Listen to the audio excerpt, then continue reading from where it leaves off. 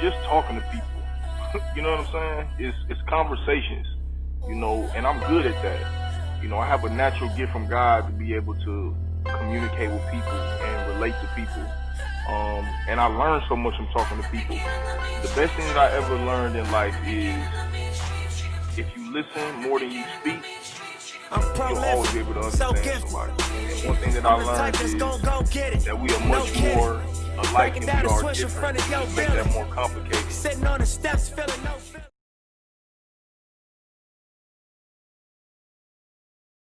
Welcome everybody to another episode of the Live Your Purpose podcast. I'm your host, John Morgan Jr. I am super excited about this episode. You know how when you meet somebody and you can just tell like this person is different. This person is, this person is touched. This person is like a star. You can feel like that thing that people talk about, like the it quality, the it factor in people. This person that we have on the pod today, man, is the epitome of that. So I'm really excited, for our conversation. But before we jump into, exactly who our guest is, I want to send a special shout out and condolences to everybody who's being affected, by COVID-19. Anybody who has lost anyone during this time, anyone who's gotten sick and, just been affected, whether that be close or far, we want to just continue to send out prayers and condolences, and good energy to those individuals, man. This is a scary time. I think if we do not acknowledge that, then we are lying to ourselves. It's a time of uncertainty, but this is a time to, strengthen our faith, and, really just get in tune with ourselves. When the world is kind of acting crazy, it's important to go within, to find that inner strength, and, the things that God has planned for us. So, without further ado, I'm gonna get into the intro of who we had, man. We got Mr. Justin Carter. He's an entrepreneur, the owner and operator of Realty Investment Group. He is a national real estate investor and a business consultant. Justin, man, what's up with you, bro? Not much, man. Blessed to be hanging out with you today. All is well, man. Thanks for having me today. No problem, man. Thank you for coming, man. It's so funny. I was telling my wife, like, my wife always kind of like, checks in with me about who's a guest and all that type of stuff. And she was like, remind me how you met him again. And it's so funny because Justin and I met. I was doing some wholesaling, and I had literally went to this house a day before. Made the owner of the property an offer. Very low offer. I didn't expect him to take it, but I was still in communication with the owner, and literally I got sick the next day. And now that I think about it, I might have had the Rona because I was and literally the next day I got sick, so I wasn't in the communication with these people. And I had just started following Justin like a week before. I look at his story, and he's just walking through this house. I'm like, damn, this house looks real familiar. And he was talking about closing on the property. I'm like, yo, I'm like, this dude. I said, I had to laugh. I said, you know what? I'm not even hating. I'm not mad. It is what it is. I said, you know what? Instead of me getting upset and hating on this dude, I'm shouting him out, like, tapping in with him, and him and I linked up. And it's funny because our first conversation that we sat down with, man, I think we was only supposed to meet for like 30 minutes, man. We ended up talking for like an hour and a half, man. So it's crazy how it works, man. So I appreciate you coming in, man. And, I'm looking forward to this conversation today. Absolutely, man. I think to continue on to, what you mentioned, man, it like I said, it was just kind of just a random connection. I do believe some of those things are kind of ordered and divine, and man, just connecting with you. I had, after we had talked that day, I had reached out to a few people that I knew we had mutual friends, like just seeing on your social media. I'm like, because this dude, because to your sentiments as well, man, I think you, are like an amazing guy, man, and you're doing a lot of great things, and just a stand-up guy. And so I was reaching out to my friends, like, man, do you guys know him? Like, what do you know about him, right? Because for anybody that's just meeting someone out of the blue, you try to do your homework, right? And absolutely. Man, everybody that that I was like, hey, man, like, how do you know him? Everybody's like, man, he's a great guy. Just consistency amongst peers and friends, man. So same sentiments to you, man. And it was a great opportunity to connect with you and meet you and hear some of the things that you're doing. So super inspiring for sure. Dope, man. Dope. Well, listen, man, let's jump into your story. First and foremost, before we even get into that, man, how are you doing? How's the family doing during this time, during this quarantine, the pandemic time? How's everybody just holding it together during this time? Yeah, we've been good, man. I'm fortunate. I'm an extremely blessed man that no one close to me has been negatively infected by this virus. That I know a ton of people are. Um, so my family and I, we've been doing well. Everything is been everything. I felt actually more busy now than before COVID. Just with having to kind of stay at home and not having kind of the interpersonal connections and relationships, man. And so I think I've kind of um, have dug more into the work, dug more into some of the things that I wanted to do. And so it's been busy, man. Like it's been one of those seasons where I feel like God has been watching over, of course, and providing and keeping things um, status quo for my family and I. So just been good, man. Can't complain at all. Blessed, even more inspired, and looking for what comes out of this whole virus thing, man, and seeing what our world turns into. Yeah, yeah. Has it been a productive busy, or has it been like kind of a anxious busy? Like, you know what? I know this is a crazy time.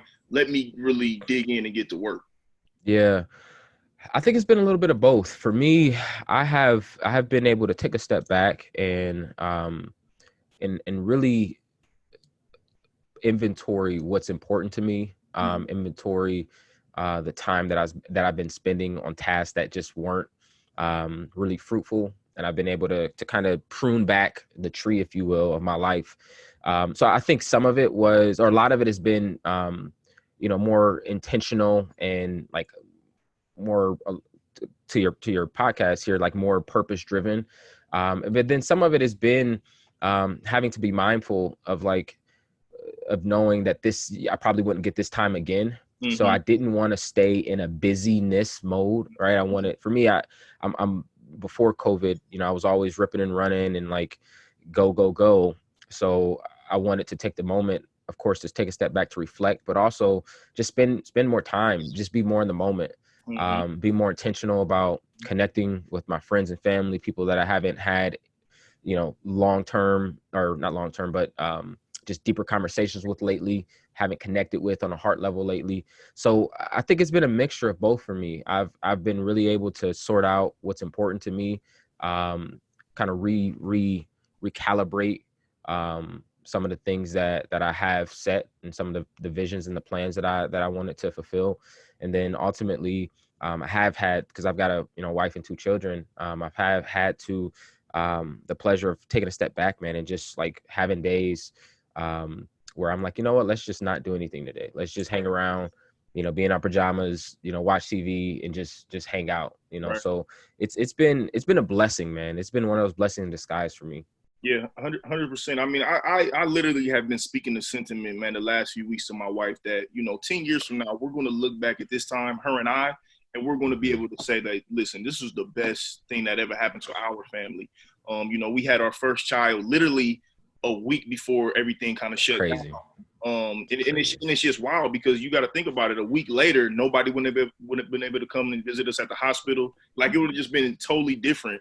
And when it Totally initially different. jumped off, man, I was in the mindset of, okay, I know this is huge, this is rare and random. I got to get to it. I got to get to work.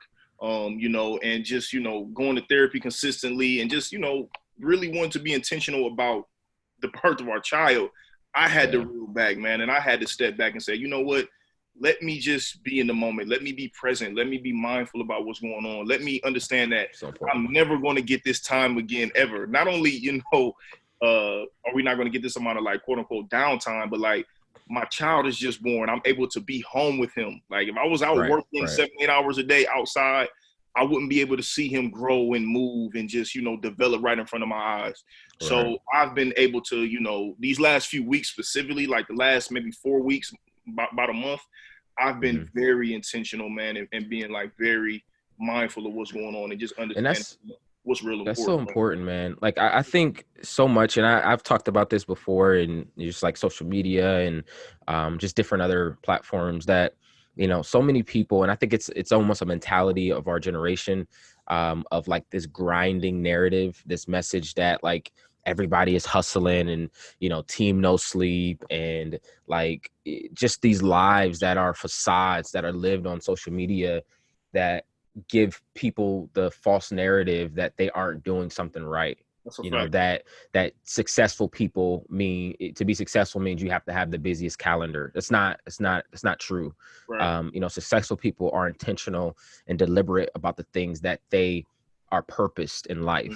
Mm-hmm. And I think happiness to you know, even, you know, some of the counseling and stuff like that, and like you know, you big ups to, I think happiness is often found when you can be honest with who you are and like take off or strip off the comparisons that may come from wanting to keep up with a pace that no one is able to, you know, Right. like, and so it's one of those things, man, where I just see it so much, you know, and I think it's part of because of who I am and who I'm connected to. I'm connected with a lot of type A personality, entrepreneur, go-getters, Mm-hmm. you know, just courageous people. And I think as a part of them, the byproduct is that we kind of operate on a very high frequency, Mm-hmm. but that frequency isn't a safe frequency. It's not one that you want to um, you don't want to be a champion of that frequency. You know, there is a residual cost that comes with grinding, that grinding message and narrative that, you know, I think a lot of people have been able to find ever since the whole pandemic. I think a lot of people have said, man, you know, I'm getting off that treadmill, man. I've got to recalibrate some things. And it's been extremely, I think, important for people to learn that grinding and hustling and poor time management doesn't mean that you're successful. That's right. So that's I love that, bro. I love Yeah. it. Yeah, and it's so important and so valuable to hear you say that, you know, somebody who has amassed a certain amount of success from the outside looking in and, you know, still being fairly young, man. Mm-hmm. It's so valuable for people to hear you say that. Because literally just yesterday I was talking to my therapist and she was, you know, just kind of like talking about happiness. And she was like, listen, happiness, you know, as you continue to get older, you'll be able to understand and be able to sit in that happiness is about being able to take certain moments and like really put yourself in those moments and experience the gratitude of those moments and hold Mm-hmm. on to them. That's real happiness. You know what I'm Yeah. saying? So there's a Yeah. difference in success and happiness, man. So it's just so important and so valuable, man, to hear you say that because you 100% right, man. This narrative on social media and the generation that we in, the hustling, the grinding, the get to it, get to the bag, run it up. Like all of that is cool. I'm all for it. I'm all for the financial literacy piece, the financial freedom piece of it all. But Sure. there's a risk and a reward that comes with it, you know, that a lot of times people don't always talk about, you know. So it's just good to, you know, hear you speak about that, man. Um, Absolutely. so let's get into it, man. Let's start at the beginning, man. Tell me what life was like for young Justin, man. What was Man. childhood like when you really reflect back on being a child here in the city of Akron, man? What was it like for you, man? What was some of your best memories of growing up here in this city? Man, childhood, it was one of those things, man, where I don't know if we knew how good we had it until like I look at now. Like I grew up, man, broke, like most people that I know, you know, living in the hood, living in the project of most communities around Akron. What side, But what I side of didn't, town, what side of town you originally from? man, mainly from the east side. Well, I moved around a lot. That's the thing. So I mean, spent a lot of time on like Bellows, Wildwood, Channelwood. Mm-hmm. So kind of more west side, but then I moved a lot and was like I lived in Wilbur for a while as a young kid. We moved around a lot when I was young. Yeah, yeah. Mainly, I would say between the east side and the west side was probably most of my time. I did Okay. like live in Goodyear Heights for a little bit, Right. but between the east side and west side was mostly where I spent a lot of my time. But yeah, man, like just young growing boy, man, in the projects that I didn't necessarily know that we were under privileged or underrepresented and just and the like I was living life, right? Like I didn't know that we were poor until I grew up, or that we were broke until I grew up, man. I pretty much a single mom who was raising three kids. And, you know, for us, man, she was our lion, man. My mom, she, took after us. She was doing her best to raise her children. I've got two older sisters, and then I'm the youngest son. And so, man, just an adventurous. You know, I played football a lot when I was a young kid. Well, I played all my life, really. You know, so for me, like sports and football was something that I was able to unplug from, you know, my community and find, man, like teammates, find a brotherhood, because I didn't have any brothers. You know, find just community, find men that were leaders, you know, that I could consider father figures. So for me, a lot of my, you know, football coaches became mentors to me and became very instrumental to my growth and development. um and so yeah, man, like my childhood was a blessed one, man, but it was one that, when I say blessed, it wasn't that because I had all the bells and whistles, or because we lived in a great community, or because we lived in nice houses, but it was blessed because I don't remember any nights going hungry. You know, I do remember nights where we had to boil water to have a good hot bath, and I do remember nights that, you know, the electric was off and we had to light candles. I do remember those kind of nights. But I don't remember any nights where I went hungry, that I was starving. I'm thankfully I never had to sleep on the streets or anything like that, man. So I would consider it being blessed, and it helped shape, I believe, a lot of who I am today. It helped shape a lot of the character that and integrity that I desire to live and strive by. And it was one, man, of humility, you know, and just, you know, in the mindset of, you know, survival of the fittest, if you will. And you know, like I said, for me early on, as a young man, you almost feel like a lot of young men feel the responsibility to, as soon as you can, become a protector of your family, right? And become a leader, even at 12, 13, 14 years old. So yeah, man, for me, like I said, you know, for me, it's most football. I love sports. I was a decent student, probably CB student. You know, I wasn't an A and B student or anything like that. And just growing up, man, enjoying life. When was you just touched on something I think is important. I think a lot of us, you know, share that experience. How old were you? And like, what were some of like the earliest memories that you can remember, just feeling that pressure of feeling like, okay, I am the man of the house. I Yeah, have to be, you know, I have to be assertive, or I have to, you know, I have to kind of just put some pressure on myself to do things a little bit differently, because I share that sentiment in a mm, way. You know, I had sisters. I have seven sisters now, and I have two okay, brothers now that came a little bit later in life. But for the most time, it was just me, my mother, and my sister. My mother ended up getting remarried when I was like 10, 11. okay, But prior to that, though, I remember feeling that. And looking back on it now, I'm able to understand that, you know, that creates a lot of anxiety. It really creates a lot of pressure and a lot of insecurities too, when for you know, sure. are unable to fulfill those things. So like, how old were you think when you kind of like realized that that was a thing for you, like being the man of the Yeah, man, wow, that's a good question. I would say probably as I started to become like a teenager, I would say 12, 13, 14-ish. I think about the time that I started to become like my mom's size, you know, like I yeah, started to become her height, you know, and I right, started to get a little bass in my voice and right. puberty was coming, Mm-hmm. that I felt um I had a, you know, that I felt that I had a duty unassigned, right? Like it wasn't, my mom didn't sit me down and say, hey, you're a protector of this family. I think it's just something that's hardwired in young men, that I felt, especially not. And I was fortunate enough that I continued throughout my life, and this is really God's grace, man. Like my biological father died when I was around 11 to 12 years old. When I was man, what grade was I in? I was in the sixth grade when my biological father passed away. And I was fortunate enough that God continued to put father figures in my life. So, you know, Mm-hmm. like if it could have been friends that I had, their fathers may have been in the home. And so, you know, they became kind of fathers to me. Like I said, it could have been coaches. My mother ended up, we end up meeting a man who's now my stepfather today, you know, around the, you know, time I was like in the seventh, eighth grade.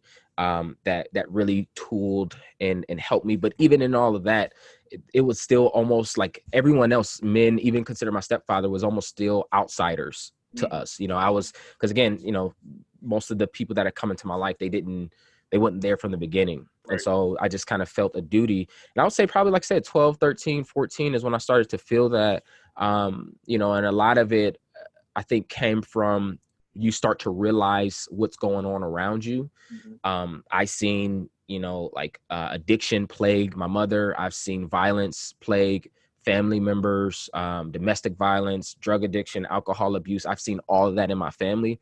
So, you know, in that early ages, right? And I don't think I understood the trauma of it. Like now I do. Now I understand that there's like traumatic experiences that I experienced. But I think a lot of those started to like start to intrigue my senses and start to kind of get me more focused in looking after the people around me as best that I could. Yeah. And was it financially based? Was it a thing where, listen, I got to get some money, or was it a thing like, you know, I have to be the protector. I have to be the one that, you know, when things are going rough, I can't show mom that it's affecting me. You know, what was it like, you know, kind of like on the outside that you think that you were displaying?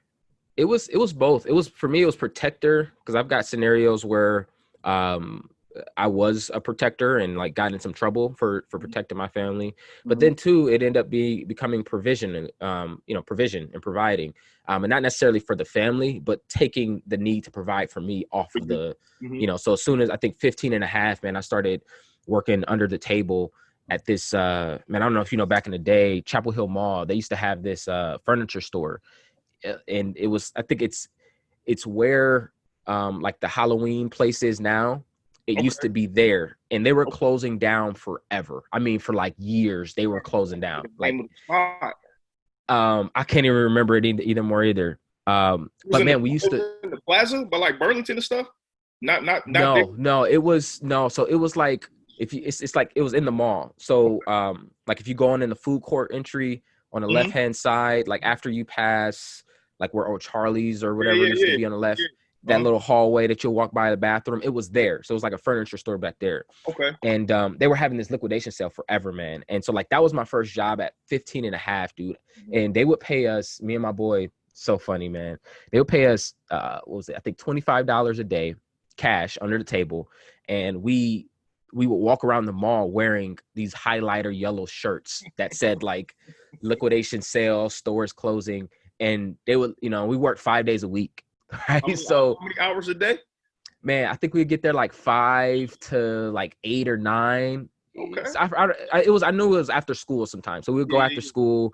It was probably like 4 or 5 o'clock until, you know, around the time the mall closed. And, you know, I was getting $25 a day, dude. I was loaded. I mean, that was what, $125 a week. Yeah, that's good money. I was, yeah, man. And so at that age is when, man, I started to be like, you know what, mom, like, I can handle all my school clothes now. So it wasn't like, for me, most kids, you know, I think most innocent kids that have provision taken care of, they would want to use that money to buy them the next game system or video games or something else that just improves their life. But like for me, it was like, man, how can I use this on school clothes, or how can I use this to help with like gas, or every time I don't have to ask my family for allowance anymore, or I ask them every day for money for lunch and to grab some chips or something. And so I thought about it like that. And so ever since 15 and a half, man, I've been like, that was the last time my family had to buy me school clothes, was, sophomore in high school.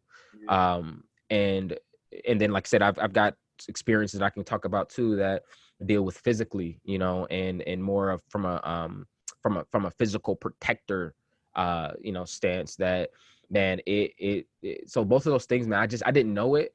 I think it was just instinctual. I didn't know that I was trying to accommodate for an imbalance of provision and finance in my family, but I was just naturally doing it and didn't know why. Yeah.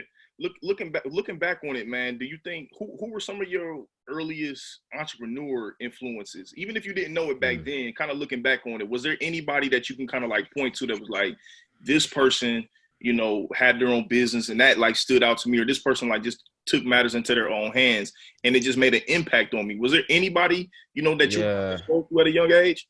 man. I remember a few people, man, that again, we didn't call them entrepreneurs back then. Right. The It was entrepreneurs just is a hustlers. fairly, yeah, these were just hustlers that were just doing this, man. I remember, like I had a good friend. He's like I call him a god brother. And his grandfather used to collect cans, Mm-hmm. right? And so like he used to teach us, and you go to his backyard, man, he's got grocery bags full of cans in the backyard. He had this little wooden kind of crank wheel that you put the cans on and it crushes the cans. Mm-hmm. And he would do that, and he would go from neighbor to neighbor, and they knew that Charles was coming up to pick up their cans on a certain day. Mm-hmm. So they would save their cans, put them all, they would put them in a separate trash bag, and they would give them to Charles. Charles would pay them for saving the cans. Once he got the cans, he was like wholesaling cans, right? Like he was paying somebody for a can cheaper than he could sell it. I don't even know who he was selling them to. And I'm sure to recycle. He was recycling them. And so I remember things like that. I remember just like the candy store lady. Man, like this is nostalgia. Like this is bringing back crazy memories, man. Like I remember probably 7th, 8th grade. I have a best friend growing up. His name is Eric. He lived kind of like on the east side, like around 7th, Okay. Chittenden, kind of like that whole area, kind of not too far from Joy Park. And this lady, I don't remember her name, but we called her, the candy store lady. And she had a candy store in the living room of her home, right? Like, and it was on some random street. Like you walked up, it was operated like a store. When you open the door, it had the little bell that jingled. She had, the glass cases where you could pick out your candy. You can get a pickle, just like those were, and I didn't know they're entrepreneurs. I just thought they were just people doing business, and I didn't even know business. I just thought these were people that were, living life. The corner store, people that had corner stores, just like all of these people, man, that I wouldn't consider a glorious business per se, but there was some type of honor in what they were doing. They were serving their community, and like even now when I think about this stuff, man, like today, this is not the kind, like today, if a lot of those businesses were alive, like they started up, they wouldn't have any success. There's a ton of ways that we've changed as a culture that would stop the candy store lady from selling candy out of her living room. Right. No one would let their kids walk down the street and walk into some random person's house to buy, like all these things that I think they would never be around today. Right. But these things were like, they built great memories for us. We would work and do chores just to get enough money to go to the candy store lady and get our pack of now and laters and our stickers and all that stuff. So I think it was that, man. It was just those people that were, nothing fancy. It wasn't a guy that I seen, driving a Benz back in the day or anyone fancy. It was just normal people, and doing things that intrigued me. And I didn't know how they were doing them, but I knew that they enjoyed it. Yeah, that's dope, man. I mean, I've said a few times on this podcast is that, like, I don't remember anyone kind of being intentional about me seeing anybody do business. That just wasn't my experience. Now, when I reflect back on my introductions to entrepreneurs or just people just having their own business, I got to point to the barbers, the ladies in the beauty salon, the nail salon. Like, again, I'm a boy growing up with my mother, so I see these people in business wherever she goes. You know what I'm saying? So if I see her going to the beauty shop, if I got to go and sit with her in the beauty shop and I got to walk next door to the barber shop, these are the two people that I see are having their own business. And it's something different than the traditional 9-to-5. But again, at the time, I didn't know that those people were entrepreneurs or had their own business. I had no idea. I just knew that they provided a service and you paid them. But now, as I've gotten older and just kind of got exposed to business and just been exposed to just life, I understand that those individuals are, just like you said, super important. Pillars, man, pillars in the community. I think everybody in the hood and in the community, man, got a candy store lady. You know what I'm saying? Everybody had one, dude. You know what I'm saying? That's a real thing. So I think that's extremely valuable. What about in the space of of real estate. Was there anybody ever that you can kind of remember buying home, had a rental property? Could have been Yeah. on a small scale, but was that ever exposed to you at all as a youngster? No, man. Real estate never was exposed to me as a youngster, ever. I had never, man. None of my family owned their homes. Like I said, I moved a lot. Um, I had, what was it? I was counting the other day. I think in elementary, during my elementary school years, I think I went to 4 schools in 5 years. Mm. I went to 2 different middle schools, and then, I only went to 1 high school. Yeah. But like, no, man, like I don't, later in life, probably like as I became late teens, like, maybe early adult, maybe 17, 18, 19, I really started to learn a little bit of what like owning a home was about and things like that. But I didn't have any early showings or flashings of what real estate was about or seeing people doing real estate locally. Let me ask you this: moving around a lot, because I moved around a lot a little bit too as a kid, and I know for me, the feeling that it sat with me was none of these places feel like home. You know what I'm saying? So I think it was something in me.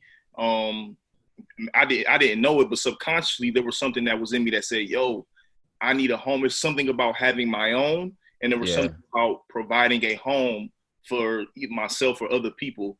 I think that resonated with me as a kid, that I think plays into me today. Do you think you just thinking back on it, that played into it at all? So I think when I was younger, that's a great question, man. Like when I was younger, I thought like moving around so much, it was almost fun to me. It was like a new adventure. It was like, oh, this is a new place, right? Like I get a new room. Right. Half the time I was sharing a room with she's older than me, but she's the youngest of my 2 sisters. So sharing a room with her most of the time, or like moving and meeting new neighbors. Like it became fun. But then, like you said, I remember, and this was kind of like my first time now that I realized this was like my first time really starting to learn what it was to like build equity and what the benefits of ownership was. So like I told you, my mom ended up meeting a man about like 7th, 6th, 7th, 8th grade, somewhere around there, and we became a family and everything, and so we started. He had a home that was owned by his family.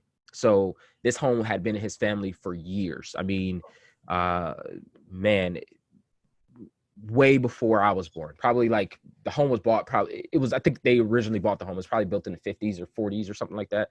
And so when my mom and him got together, and the moving down kind of slowed. So like I was telling you, it was like 5.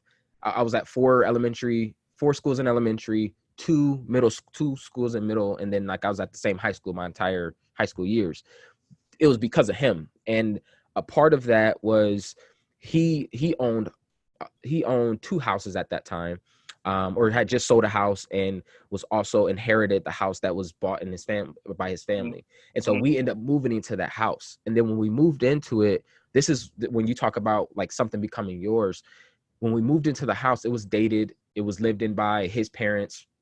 And, around the time his mother passed away is when we took over the house, and we renovated the whole thing. Yeah, he put his roof on it, put new siding on it. I was helping him doing paint. I watched him like lay carpet for the first. I had never seen any of this stuff happen. I was a part of like laying tile in the bathroom. This was my first time seeing what equity and ownership was about, and seeing how the benefits of having something that was yours and how you could put money into it.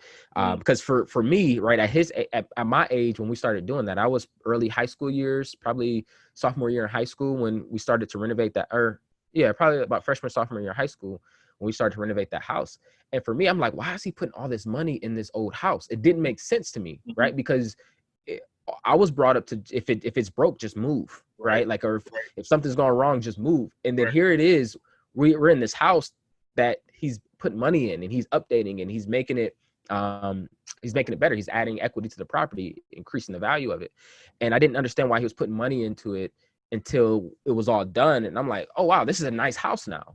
you know, and it wasn't until years later that I knew what he was doing, right? He was improving his property. He was adding equity to it. He was improving the value, and therefore even improving the neighborhood. So it was glimpses of it, man. But like early on, when I think about moving and just seeing or just knowing what that was all about, I didn't understand the business aspect of it, or like not the business, but I didn't understand like what my parents were thinking when we were moving. Like I didn't know if we were getting evicted, because I remember like having to put stuff on the curb before. Like I remember, but I didn't know what they were. Right, these things were, I was naive to all of this stuff. So obviously, once I got older, I started to realize, wow, there's a difference when you own something, and just some of the things we were able to do at that property. It's still owned by him, by my stepdad, and so it's like I started to see that glimpses of it, but had no idea how to put it into words or how to teach or learn from it, and what to do with what I was learning or being a part of.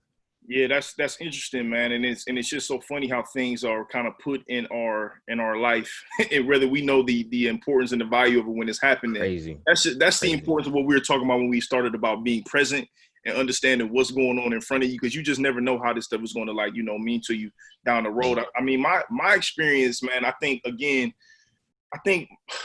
for me moving around a lot, it was these places don't feel like my home. I mean, I grew up in a domestic violence household, so that required us to move from. We had a house on the east side in Goodyear Heights, and we moved out to this place in Copley. It was a beautiful home, but it didn't feel like mine. It didn't feel like ours, So I never really settled in there. And then when things would just kind of get rough there, we would go back to my grandparents, and then we would go to an apartment. We would go back to my grandparents, go back to an apartment. And so for me, it was never a matter of it just kind of being like, it was never a matter of being an adventure, but I did feel like, yo, these places aren't home. I want to get to my own space to where it can be called mine. And I'll never forget when my mother, when she did buy that house in Goodyear Heights, her and my biological father were still married at this time. I'll never forget just how just excited and just the feeling that she felt for purchasing her own home, what that feeling, meant for her. I remember painting the shutters and stuff like it was just a lot that went into it, that when you renting something, you ain't worried about that. Yeah, you're not worried about it.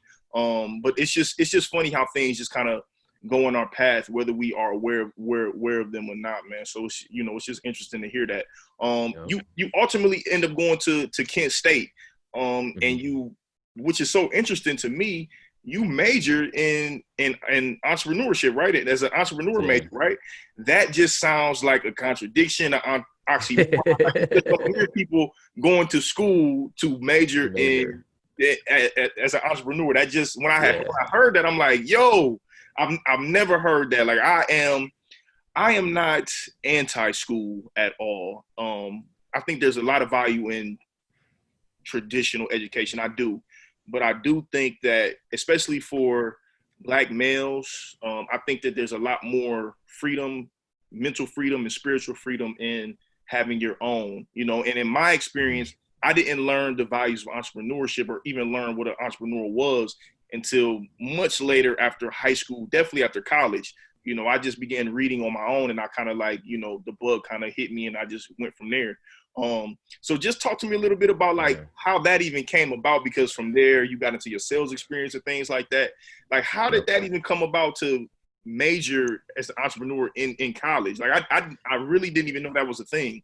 Yeah, me either, man. Me either. So I was at college, man. Like you said, I went to Kent State. When I first started at Kent State, I was playing football as well there, and I was more focused on football and being an athlete. That like major was second to me, So I was always into technology. I was always into tech. And so while I was playing football there, I was a computer technology major. And so I did that for my first 2.5 years. That was my major.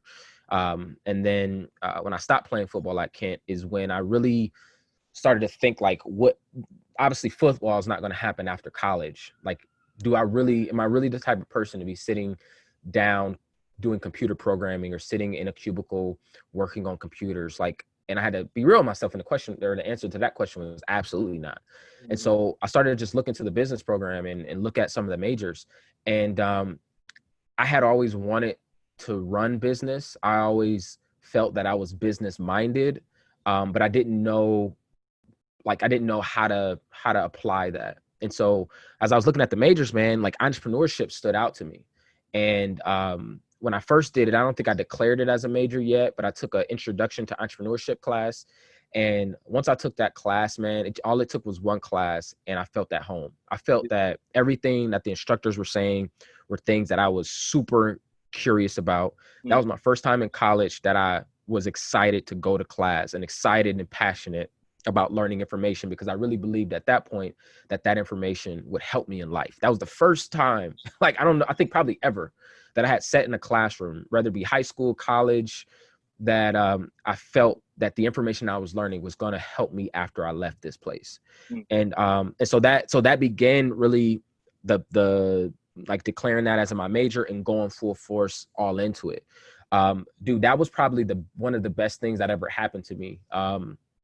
Professionally, well, I'll say academically, my GPA went through the roof because I was now I was now right sized. I now found something that aligned more with who I was, and what my natural skills and abilities were. And it was so valuable, man. And it's like you said, it's almost an oxymoron, because when you think of entrepreneurship, when you think of college and in the collegiate space and academia, it almost is right counterintuitive to entrepreneurship. Entrepreneurship often is debunking the system, right? So it's hard to learn from the system how to debunk the system, right? But it was opposite of that, man. What entrepreneurship, what having an entrepreneurship major did for me is it helped me to really put things together. It helped me to put business together. It gave me such a broad view of business, economics, statistics, math, business management, learning how organizations flow, how they work, how you put them together, how they're structured, what a board is, learning what IPOs were. Like, I was learning all of this stuff in college, right? So a lot of the stuff that people say, man, I wish our schools taught it. Our schools do teach some of this stuff. I learned it at college. I learned what it was to start a business. I learned, who you should have as a part of your business. I learned how to raise funds in college. Like, I learned a lot of this stuff. And it was such a great program, man. Like, it took so much so that I still go back. I go back and I teach. I go back and I speak there, because it was very important to me, man. And like, what really stood out to me is throughout my time there, especially once I declared an entrepreneurship major, I began to take all the business classes and, financial accounting, managerial accounting, like all these things that business statistics, not regular stats, but business statistics, like all of these things that on the surface, you're like, I don't know how these apply.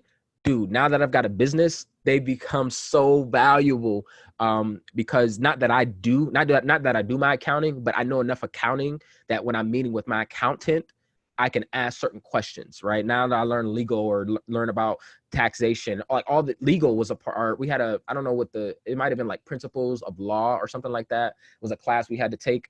And so my senior year, I kind of like frame this up for you. My senior year at Kent State, my whole year, because how they design the programs, your whole year, that your senior year, all you do is a practicum.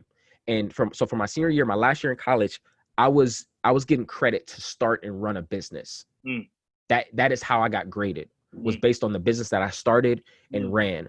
And I had an entrepreneur, they called them entrepreneurs in residence. So almost like if you think of like a doctoral program where you have like a doctor in residence, like a resident doctor who is helping people, helping like the incoming doctors and the ones that are in their residency learn about things. We had that, but for entrepreneurs. And so we had serial entrepreneurs that are in community. Mine just happened to be this guy named Mike Beater. He owns like Water Street Tavern up in Kent. He owns like Tree City Cafe. He owns like a few hotels up. He owns a bunch of businesses up in Kent. Very, very established in that area. And he was my entrepreneur in resident. And so he was the guy that outside of the classroom that I could call for mentorship, for help. Hey man, like, I need to do this. Could you help me with that? Could you connect me to this? Like, I don't know what the next step is. And so that was the first business. So for me, by the time I was actually starting a business that would need to create and make real profit, it was already my second or third go around. I had already done this. You know, I knew how to write an operating agreement. I had to do that for college. You know, I knew what a feasibility analysis was because I had to do it in college. Mhm. So so I think a lot of what people struggle with in business isn't necessarily the ideas. They've got great, brilliant, fantastic ideas, but they struggle with how to bring those ideas into reality, how to take from what's in your head into your hand. And that's what that major did for me. That's what that degree helped me do, is it helped me make tangible my ideas, and it helped to create the framework and the blueprint for entrepreneurship. So it was phenomenal, bro. Like like I said, that is probably one of the best decisions that I made in my life. Yeah, so it sounds like you were able to really build upon and understand and learn the logistics of business, which is imperative to running a successful business, man. So It's almost important. it's almost like being an athlete. Like your coach would always tell you, son, you gotta learn the fundamentals. You Yep. know what I'm saying? You can't just be out here dunking and shooting. Yeah. You don't know how to pivot if your footwork is off. You know what I'm Yep. saying? If you can't set up your man to go the opposite way, you have to learn the fundamentals. So that's super important. I want to go back a little bit. You said that you always knew that you were business minded, and you always kind of just knew that you wanted to run a business. Where was Yeah. that instilled at? Because again, you said that, when you were in college, you were pretty much tunnel vision with sports. So how were you able to kind of like settle in, listen, I want to have a business, as opposed to being, focus on sports so much, because Right. again, a lot of us, again, speaking for Black males, a lot of us have that experience of coming up in sports, and not too many of us go down the business route, especially when we are having success in Right. the sports realm. So how did you know that you were kind of like, a business person and you were business Man. minded, and like what made you like stick with business as opposed to, trying to do the sports thing? Yeah, man, I was always different. So, like I said, I played football all my life since I was 7. I played football from 7 up until the age of like 21, nonstop. Did really well in high school. Made it on Kent's team. Did well there. And what I found is that no matter what, I wasn't like these guys. These guys weren't like I felt that I had many different layers that I was often suppressing to fit in. I felt that like I felt like these guys, like this was their world, right? Mm-hmm. Like that football, even though I was good, it was like one of those things where I was good at it, but I wasn't good at it. I was passionate about it too. So I don't want to say that I wasn't passionate, but I was good at it, knowing as well that I had other parts to me, that I had Mm-hmm. other things that I wanted to explore. And so I really started to it really started to be validated once I got to college, right? In high school, you're guarded because for me, I was able to ride the wave of talent. In high school, I did really well, standout player for my school and in the city. And I was able to, that became that was almost wrapped up in passion. So most people are passionate about things that they're good at, right? Like anybody that's good at something, even if you suck at it, eventually if you become good at it, you typically become passionate about it. Right. So my passion in football was because I was good at it. I was good at it all my life. But then once I got to college and I was with everybody else that was good at it, something like the passion of the game kind of went away, because now I was an investment to the school, right? Like we had to weigh in every week. We had study tables. I had to be at single digit body fat percentage every week during the weigh in. You just became, the playbook was super thick. You were it was so political, and so like this recruit or this sponsor or this person, gave an endowment, and there's like, it became so political that I was like, this isn't the football that I fell in love with, right? And so at that point is when I really started to lean more on the other parts of me. For me, what my one of my strengths, one of my biggest gifts is I'm a thinker. Like I get paid to think. When if someone, if you ask me like what my superpower is, if you ask me like what do you think that you do that no one else can do at your level, it's thinking. Um and not just thinking in general, but it's thinking about business, it's thinking about operations, it's thinking about how do pieces fit together, it's thinking visionary long term. And so these had always been like in the back of my mind. I always see, and this is one of the things that I tell people that reach out to me for advice or whatever, about like finding their purpose or finding their passion, or not passion, but finding their purpose. Because I tell them, your purpose typically lies in the area that you see or you're most irritated in. So like, it could be the guy that hates things being unorganized, right? It could be the guy that says like, man, I need for my life, I need for my shoes to be in place. I need for, the forks, the plates. I need for everything to be in place. I need for my closet to be color coded. Like that person, like your passion and your purpose typically comes and stems out of the things that annoy you, because it's the things that you see differently that most people don't, or it would annoy them too. Right. And so for me, I found that I would often get annoyed by inefficiency. Anytime something was done inefficiently, anytime, I'm like, dude, you could have took a faster route to get there. Or dude, you could have said that in a much shorter sentence, right? Like inefficiencies bothered me. Operations bothered me, like when they were, and I learned this from working in companies, right? And I'm like, like I know how to fix this. And if they would just let me do this, then it would be so much better, right? I was always thinking of in that mindset. I wasn't ever just kind of riding the wave. I was always looking for ways to improve something, ways to do something better. And so for me, like when you ask, what are some of those things that for me that was in the back of my mind that helped me to shape up and know that business would always be something I would do, is because once I found a container to put that mindset in, I was like, yeah, this is it. Like once I found a container that I could make profitable from my abilities to make something better, for me, that was the area that I should be now going in. Like once I said, wow, my annoyance with inefficiency for an artist, that's their world, right? Like artists, they roll on their time. It's all about the art. It's all about the process. Just let it come to you. And I'm like, yo, we've been here, like I don't think like an artist. I think like an operations, like a business owner, like almost like an engineer. My mind is almost engineering-esque. Like I've got some engineer friends and we think very similar.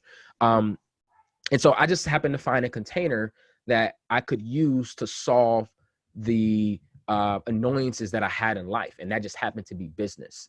Yeah. I'm sure there could be other containers that I could use to solve the annoyances, but for me, I landed on business, and those were kind of some of the earlier things that eventually business just became the no-brainer. It was like, oh yeah, I could do this. Like this makes sense now. So first off, number one, I love that. I never heard anybody say that before. Your purpose is usually rooted and connected to something with some type of annoyance. That is beautifully said, because that is hilarious to me. Because I know exactly what you mean when you say that. Yeah. I would consider my purpose to be, in the framework of service. And which is why I like to have these conversations. The point of this platform and this podcast is not for me to try to highlight myself. It's to try to highlight other individuals and to have real, honest, genuine, authentic, and fruitful conversations. And the annoyance portion of it that comes in for me in providing service is, and I'm learning a lot of this in therapy, is things don't always work from a black and white framework. There's way more gray than there is black and white. And when I do something for somebody, or I, try to assist somebody in doing something, and they do it this other way, I'm like, yeah, this don't make sense to do it that way. Yeah. Or when we having these conversations, I'm like, but did you hear what you just said? And so I know exactly what you mean when you say it's connected to that annoyance. I want to know, man, how does a young dude who's an athlete in college, 20, 21 years old, have the confidence and the courage to say, listen, I'm different, and I'm going to stand on that difference and go my own way? Because when you are different and when you choose to act outside of the status quo, Yeah. there's not people who's running right behind you, supporting you. There's coming Right. with a Right. lot of blowback. So how Yeah. does Yeah. how does a young dude get there? And like, Right. talk to me a little bit about just like what that process was for you to stand on your differences, stand on you being unique, and say, look, Mm, I'm not like y'all. You know what I'm saying? That's no yeah. disrespect, but I'm going to relish in what my gifts are and do something different. Yeah. It was really hard, man. I think it stemmed for me in my relationship with God and in my connection to the church. Um, and I got to say both of those because they're not mutually exclusive these days. Mhm. So for me, man, at the age of 16, to take a step back a bit, I was dating. It might have been 15. I was dating this young lady, and she was a Christian, and I wasn't technically, like, I wasn't a Christian at that time. I was a good person. I believed in a God. I didn't know what that meant. And so once I met her, man, and this is all, and it kind of all happened together at the same time. I met her. She was a Christian. Her family, and not just a Christian, but they actually went to church every week, church and Bible study. Were very like they were members of the church. They were solid staples and members of the church.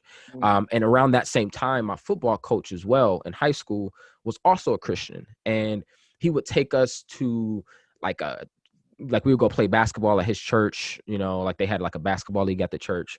And also around this time, he took us around Halloween, he took us to, it's called Judgment Hall or Judgment Day.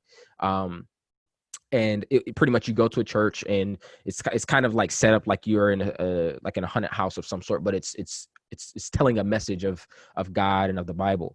And so all these things kind of were culminating and happening together.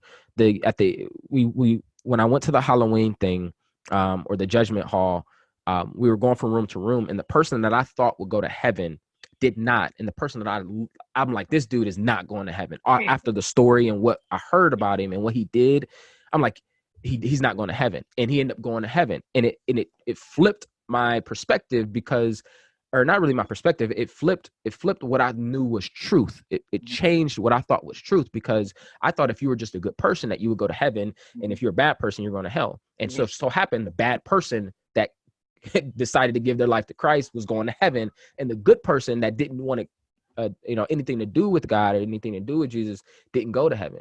And so all these things were happening at the same time. And so long story short, man, I ended up going to church with this girl that I was dating, that I was talking about.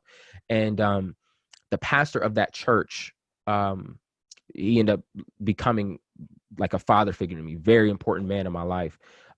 He told me probably like the second or third time that had come, he just like, he would meet me or just kind of kid around with me. Like, you better be careful with my, he used to call the girl that I dated his daughter as well. Better be careful with my daughter, don't do nothing crazy. And one day, man, like after church, he set me down. This is the first time that I ever had this happen in my life.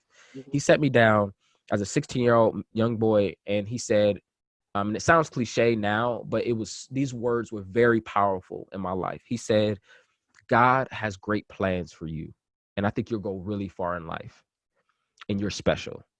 That's what he told me. And at that point, at that time, to a 16-year-old boy, dude, those words were life-giving. It was like a shield had been taken, like uncovered my eyes, and like colors were much more bright and vibrant. Not really, but like that's I'm sorry, I don't mean to cut you off, but had anybody ever spoken life into you like that before? no, never. Yeah. Never. So now thinking about that at 16, I don't remember anyone intentionally, like the life that I had gotten spoken into me was based on things that I did. Right. It was based on a grade that I had earned in school, or based on a performance that I had on a football or a basketball court. But it wasn't just based on who I was. Like, he looked at me, looked at my soul and said, wow, like, God's got great plans for you. You're special, and you're going to go far in life. Right. And so for me, man, like that was, again, that changed my life. And so at that point, I started to correlate, and I started to want to know, what is God's plan for my life? Because God's plan for my life could be different than what I see for my life. And it sounds very simple, like as I'm talking about it, but as a 16-year-old boy, I thought that my life was based on what I wanted to do, and that's the success and how I would navigate life, and my goals will be based on me just doing them. I didn't know that destiny and promise and purpose was a part of it. Like I didn't know that there was a God out there that had put something already in me, that a God out there knew what I would do, what I would become, how many kids I would have, the wife that I would marry, the places that I would live. He already knew that stuff. And so to bring this full circle, at that time, 16, 17, man, I'm battling because I'm this 16, 17-year-old kid. I enjoy life. I enjoy girls. I'm enjoying being this football player. I'm enjoying like all that comes with that. I get to college, and again, now I'm put in more conundrums. Now I'm put in more chances where I'm like, man, I've got to almost not prove, but these were, I was put in moments where I had to show who I was living my life according by. Like I had to, through college, man, and like going to parties or doing certain things. Like, and I went to parties, I had fun, but it was always a battle. It was always a battle of like, I serve a God that has put a ton in me and that wants the best for me. And he's giving me purpose. He's giving me passion. I was preaching at that time. I had got, and that was another thing, man. Like I was a licensed minister. I was preaching at the age of like 17, 18. So like, here it is. I'm like battling being this young Black male preacher with all of the temptations and all that comes with that. And so I'm living literally like a conundrum. I'm living like this internal battle and wrestle. And so around that time, man, for football, and when it came time to step out and came time to really start to make decisions that I felt were important to me, I had already had years of knowing that and committed that God's plan and purpose for my life would be the number one reigning factor when it came to me making decisions, that my will would always submit to God's will for my life. And it sounds, not that it sounds, but it's much harder done than said. Absolutely.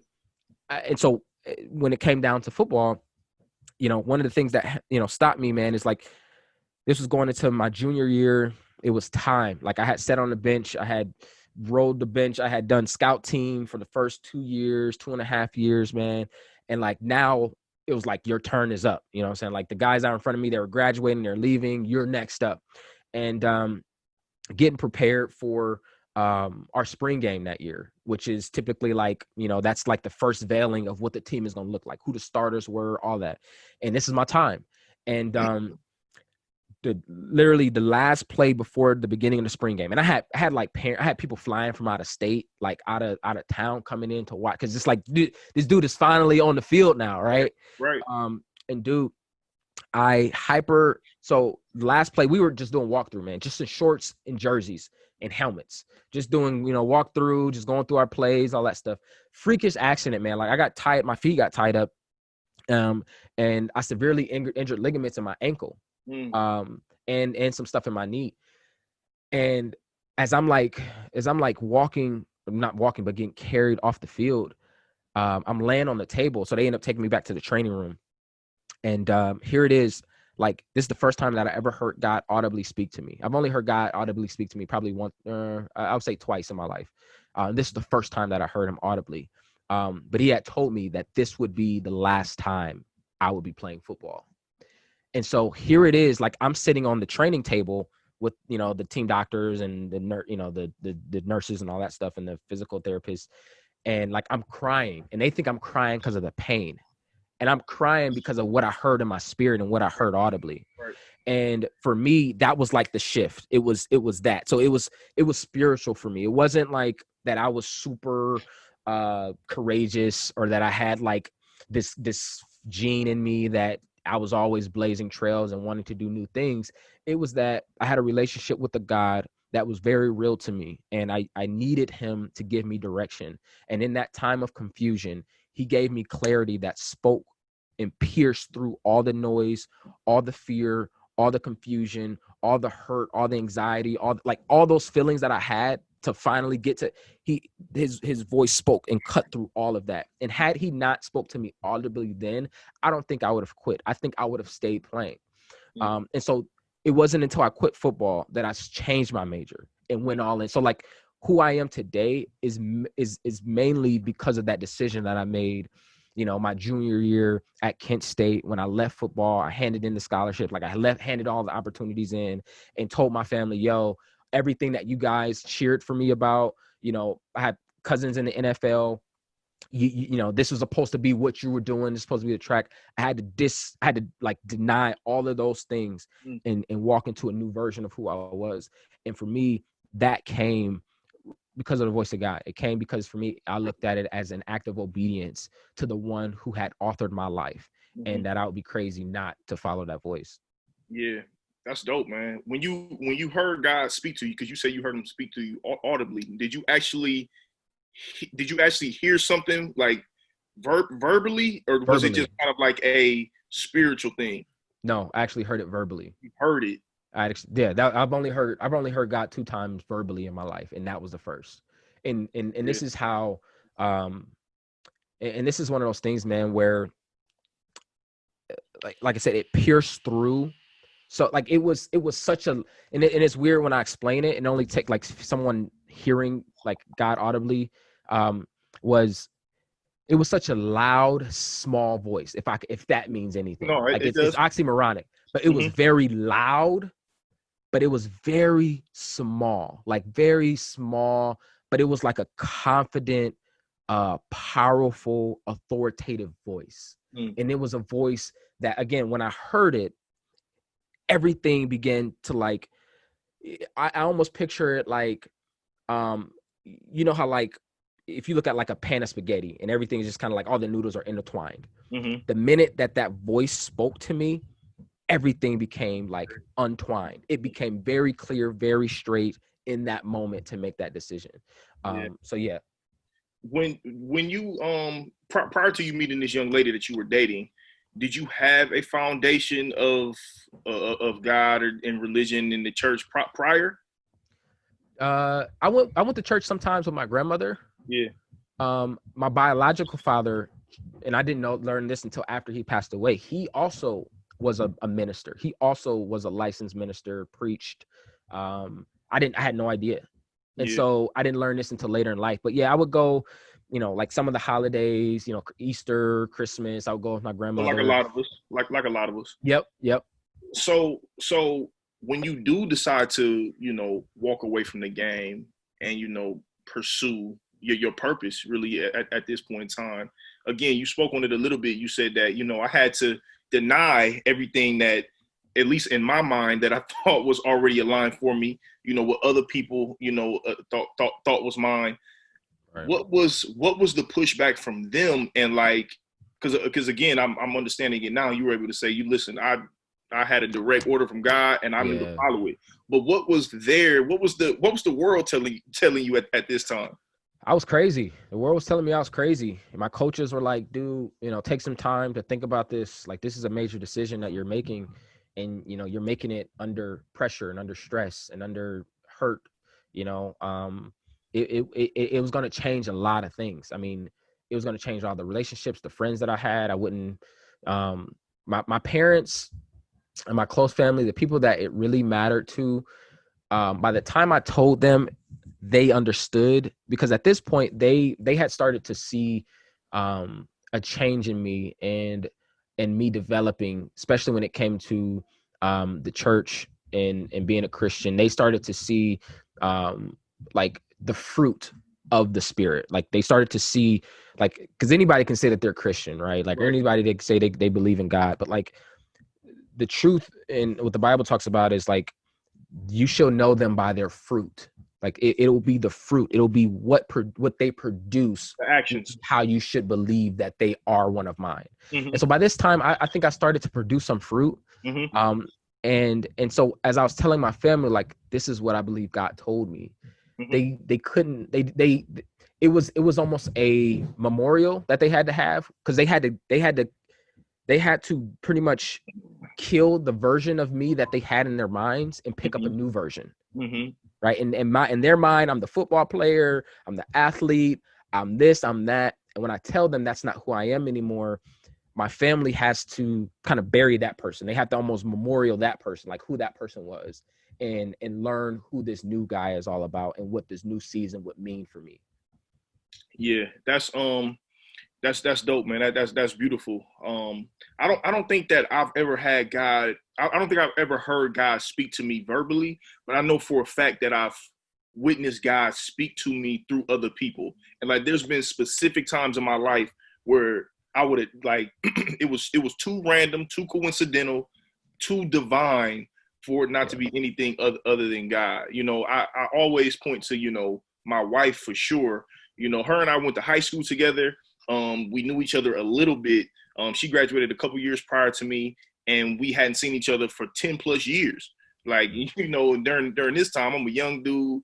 I'm ripping and running. I'm messing with chicks. I'm just doing a whole bunch of shit I don't have no business doing. Right. And then Right. literally, my wife and I went to a job interview. I was on my phone in the lobby, and literally, I heard somebody say, "John Morgan." I looked up, and it was my wife. And make a long story short, she ended up becoming my supervisor at one point in time. And then all of a Wow. sudden, she wasn't my supervisor again. And like, I remember having a feeling of, yo, that's your wife. Wow. And like, the first time I Yeah. asked her out, super nervous, no confidence. I wasn't myself. Yeah. She denied me completely. And I'll never forget, she was like, man, get out of my office. And I'm like, damn, this was supposed to go this way. And Yeah. literally, as I'm leaving, something came over me, and I looked back and turned around. I laughed. I said, I'm just going to ask you until you say yes. And that moment right there was just kind of cemented of God speaking to me through her. It's like, hey, I'm here. I've Yeah. come. You found me. Let's make it work. So That's that's powerful, man. yeah. Yeah, That's and I would say like I've for the majority of the times it's something when I'm hearing God, like I said, I have them audibly now. I've only had them a few times audibly, like I just explained.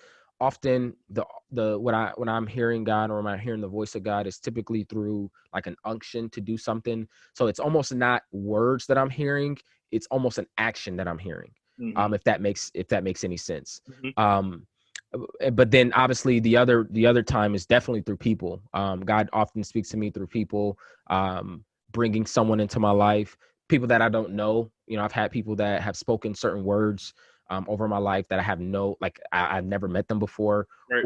or even through God often also has lately been speaking to me through favor, like certain relationships that I have, connections that I've had, resources that I've been able to leverage or use to help me as an individual. Mm-hmm, I shouldn't have the ability to connect with these individuals. And so but I've had, and I've seen it, I've had it in my business, I've had it in my spiritual life, where somebody said, man, I feel like God, and I haven't had to talk with them about religion, about God, about Christianity. And they're like, yeah, God is telling me that this is okay for me to help you with, or God is telling me to do this for you, or give this to you, or say this to you.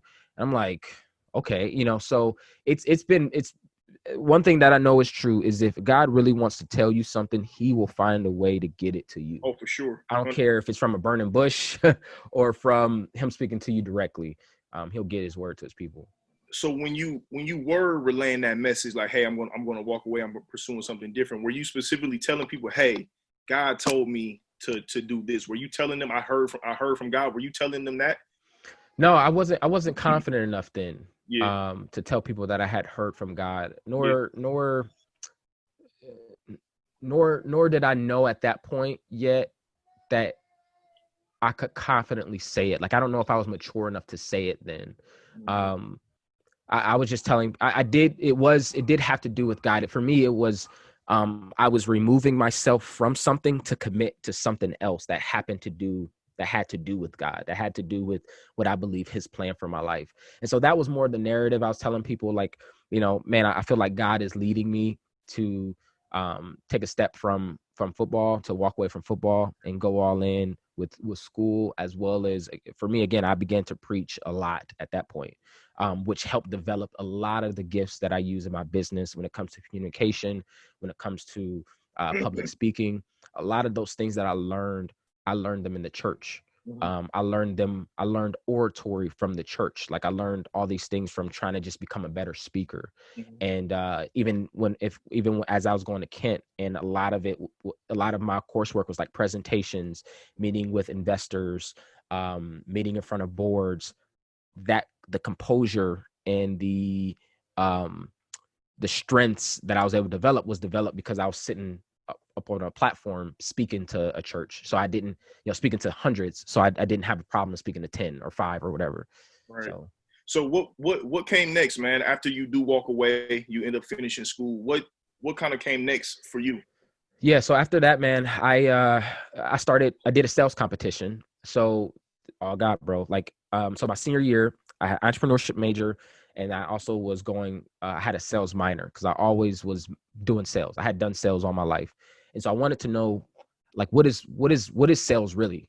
I was doing it just kind of because I was naturally good at it, but I didn't know like the formula behind it. I didn't know what it was that made successful salespeople good and what didn't.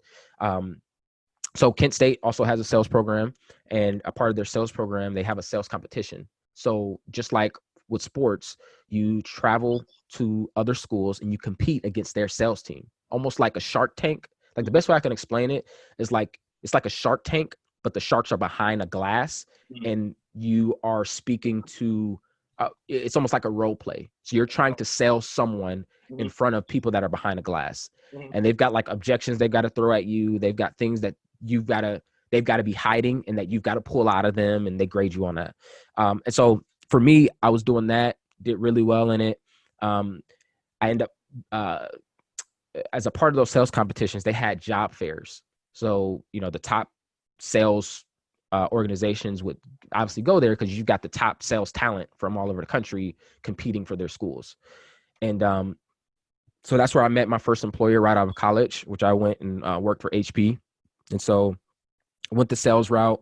And for me, I knew that entrepreneurship was something that I always wanted to do, but I didn't know how I was going to do it yet. And I didn't have that idea. I didn't have like, oh, like I've got this great business I'm going to start. Entrepreneurship initially was more entrepreneurial. I wanted to learn more about the businesses so that when I became maybe an employee to one, I knew how to operate within it.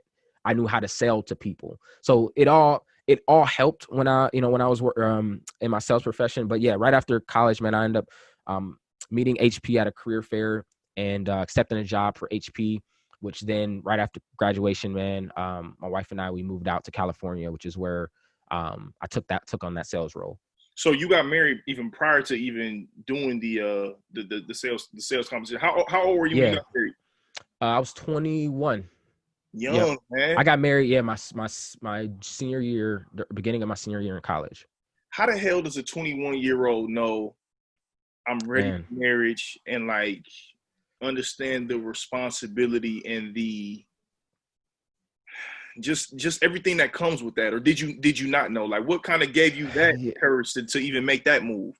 Yeah, so I'm someone that I've always been, and I didn't know this until recently, just taking a step back and looking at my life. I've always been well ahead of my age, age group, even though I'm typically the youngest of my age group. So like my birthday in September. So I went to school. Most people start at 5. I started at 4. Most people graduate high school at 18. I graduated at 17. But like, and again, these are things that I'm still learning about God and what he's doing in my life. But yeah, man, at that time, it just felt like the right thing to do. For me, my wife had been someone who'd been there since the 8th grade. Dude, like we met in the 8th grade. We dated in the 8th grade. We dated throughout high school. We dated throughout college. We had the same middle school, high school, and college graduation. Like both on the same dates of middle school, high school, and college. So y'all middle school sweethearts. Middle school sweethearts, bro. Wow. Yeah. Dope. So by that time, man, like here it is, like everything is moving around me, and I fall in love with the one that's constant, with the person that's constant in my life and who had always been there as a supporter. And so it was just the next step, man. Like for me, as I am a young Black Christian, as I'm a young Christian male trying to live holy as well as live in my passion, I'm preaching, I am, doing the school thing, and I'm struggling in my flesh. Like I'm struggling with wanting to have sex with my wife, but I'm struggling because I can't necessarily, because I'm a Christian and I'm not supposed to. And so, man, it was just like, this is my chance. This is my opportunity. And it was like, for me, and it wasn't necessarily about the physical, even though that was a portion of it. But for me, it was like, this is the chance to frame up one of the most inconsistent parts of my life.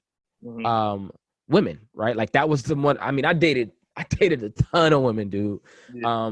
And so like this is for me the chance to firm that up. So I don't know that back then I knew the seriousness of marriage. Um, I was always minded older than I was. So at 21, I was probably thinking like a 26, 27-year-old. Because I bought my first house at that time as well. So my wife, we got married and bought our first house before we graduated college. And so like, so I was I was thinking much older than I should have, really. Like if I could do it again, I probably would have told me to slow down a bit. But yeah, man, like 21, dude. What was it about your wife that made her so constant? Was it her physically being present, or what was it about her that you just felt like, okay, this is what I Yeah. need. This is I perfect think it was here. proximity. She was proximity. She was because she had always been there. She had been the person that knew me from day one. She knew me from 8th grade. Yeah. My family loved her, which also was annoying because I'm dating other chicks and like they're Mhm. like I had moments where like my wife was at my current wife, but then I wasn't even dating her. She would be hanging out at my mom's house, and Ah. I'm like on my way with a girl. Hey, mom, chill I'm out. like, Chill Mom, out. you gotta chill. Like, what are you doing? Get this girl out the crib, right? Right, Like that's right, right. but she had always been, it was proximity, man. And it was one of those things where I just felt like it was something that just kept smacking me in the face until I was like, you know what? This is it. Like, and it was one of those things, man, when we're like, when I finally proposed, everybody was like, finally. And even at 21, everybody was like, finally you did. Cause it was one of those things, man, where people could see it. We lived, and again, this isn't like what I'm saying isn't something I would even recommend now. Because there's a residual, there's a backdrop to some of these things. But like we had been acting and our relationship was very serious from, late high school, early Mhm. college. So it was one of those things where it's kind of like, finally. Have you a couple questions? Have you ever heard or read the book The Way of the Superior Man? Yes, I haven't read it through. I haven't read it completely through. I have a few people referenced it before. But no, I haven't read it completely through. So I can't say I have. Well, you just said something. You just referenced something about struggling with your flesh, and I know your guy is Prince Donnell, and he's been, at least recently, what I've seen him been kind of putting content out there about men struggling with their flesh and struggling with their ego as it relates to um just having sex with women and just like giving out their energy irresponsibly, to Yeah. please a small physical need and want. That Yep. book, it just kind of touches on in depth about how men, from the author's perspective, how men should and can go about controlling their thoughts and controlling their spirit, and using them for strength as opposed to getting rid of them so easily and using them for weaknesses and being So used against powerful. you. So you just kind of said something that kind of just made me. Yeah. I think that's important, man, because I've been a young So dude. important. I've been a young dude, been promiscuous, dealing with a lot of chicks, giving myself away easily, and just like, I can't listen, man. My father was in the street, and Hmm. anytime me and my dad would get together, and I'm a young dude, I'm 8, 10, 12 years old. Anytime I got together with my dad, he always had a different chick. Period, Yep. blank. And him. Period. And Crazy. one thing that I learned from my dad, I learned how to wash a car, and I Hmm. learned how to get a woman. Mm. That's Yep. what instilled in me. But at the time, it was being done again in the best way I can kind of say it is just an irresponsible way. It was being done in a way where I wasn't really loving myself. I definitely wasn't loving the Those women and women. the females. Yeah. But as I've gotten older and I've just gotten a little bit more educated, I've understood that a lot of times, man, when we are dealing with women and becoming victims to our flesh, a lot of that has to do with the lack of self-care that we really have for ourselves. And I think a lot of times men, we don't like having those conversations. So you just said something that It's kind so of, powerful, bro. yeah. It's so powerful. And this is what I didn't know. So the Bible talks about, and I didn't understand the depths of this. The Bible talks about if a man burns in passion, let him marry. Right? It doesn't. it doesn't say if a man loves a woman. It doesn't say if a man is compatible and they have comparable love languages, let him marry a woman. In that particular scripture, in that particular verse, it talks about if you burn in passion, if you burn in lust. And so what is true is that, just like the superior man, as well as the Bible talks about, is there is a heaviness that comes from giving yourselves to a broad audience of people. There is a, like, what my wife was able to do to me once we got married, more than compatibility, more than all the other things that people look for when they find a spouse, was that she became a constant. And there was blessing that was aligned to my marriage. That there was blessing. It's like there's a gift, there's a blessing that comes when you do things in the office that God had orchestrated them to be done in. So I think there's a bunch of authors that have found ways to kind of write about that and depict that and put supporting information out there. But like to your point, I think it's so important, especially for men that struggle with women and struggle with wanting to have sex with a lot of women and being promiscuous. When it comes to your legacy, when it comes to the things that you're trying to build, there's nothing more detrimental than women and not having self-control with women, as a man, at least. A lot of spirals, problems, challenges, issues that men have had has been because they haven't been able to deny themselves. They haven't been able to have self-control and put boundaries in place regarding their sexuality, because it is such a, it's foundational. It's so pure to who we are that, like, and today, man, like even telling you now, like, you know, I've been married going on 7 years, and I can, if I want to, and I don't do this, but if I want to, I can rewind the tape of every woman that I have been with. Right? Like I can remember the moments of. I can't do that. You can't, right? You can't, like, but I'm like, but if I wanted to, I could sit back and be like, dang, I remember this chick. What was our, like, you could think about that, right? But what that does, it's so detrimental. It's like,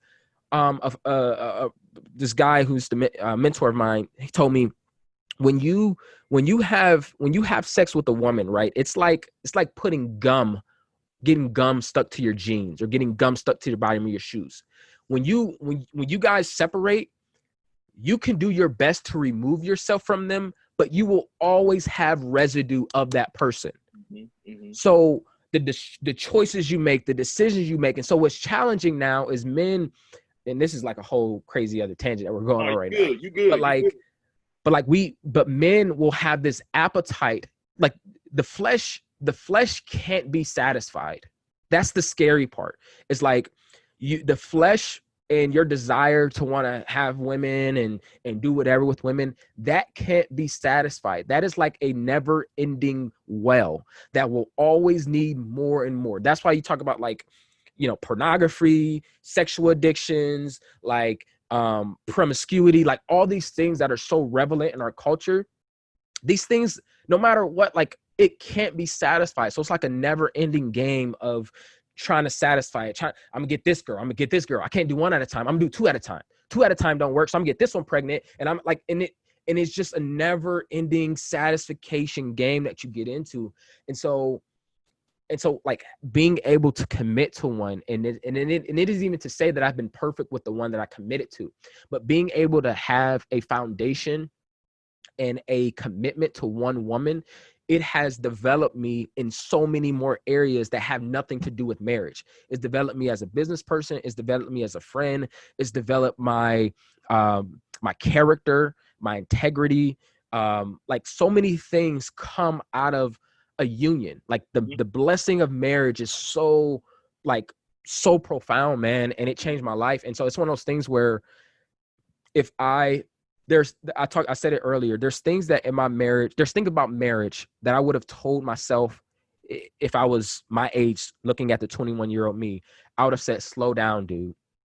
Take a minute, take a step back, like learn more about who you are, learn more about your purpose, learn more about the things that are about you, and learn more about you, and spend some time with you, spend some time alone before you become one with someone else. But on the other aspect of that, there are so many things that I needed from that union, that not that my wife was able to give me, but that God was able to give us through our union, that just helped to develop us in so many ways, man. So it's a sexuality, promiscuity, like battling the flesh is so important when it comes to men and their success. And that's even for like even boxers, right? Like they're told to abstain as they get close to the fight, because there's a certain aura that comes. There's certain adrenaline. There's a certain emotions, and there's certain things that come when you do that, right? There's like when you don't abstain. So like there's a certain pent upness that comes from abstaining. And so it's like if boxers and people that are athletes understand this, and understanding how to really, it's like a tool, and like and learning how to work it and learning how to use it to be as productive to you is so important, man.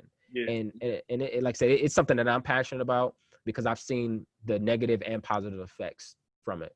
100%, man. I agree wholeheartedly with that. What do you think 3 things, God has made prevalent for you by getting married? If you had to just say, these are the 3 things that God has given to us as a union that are just so amazing. They just, they benefit us so much. What do you think those 3 things would be?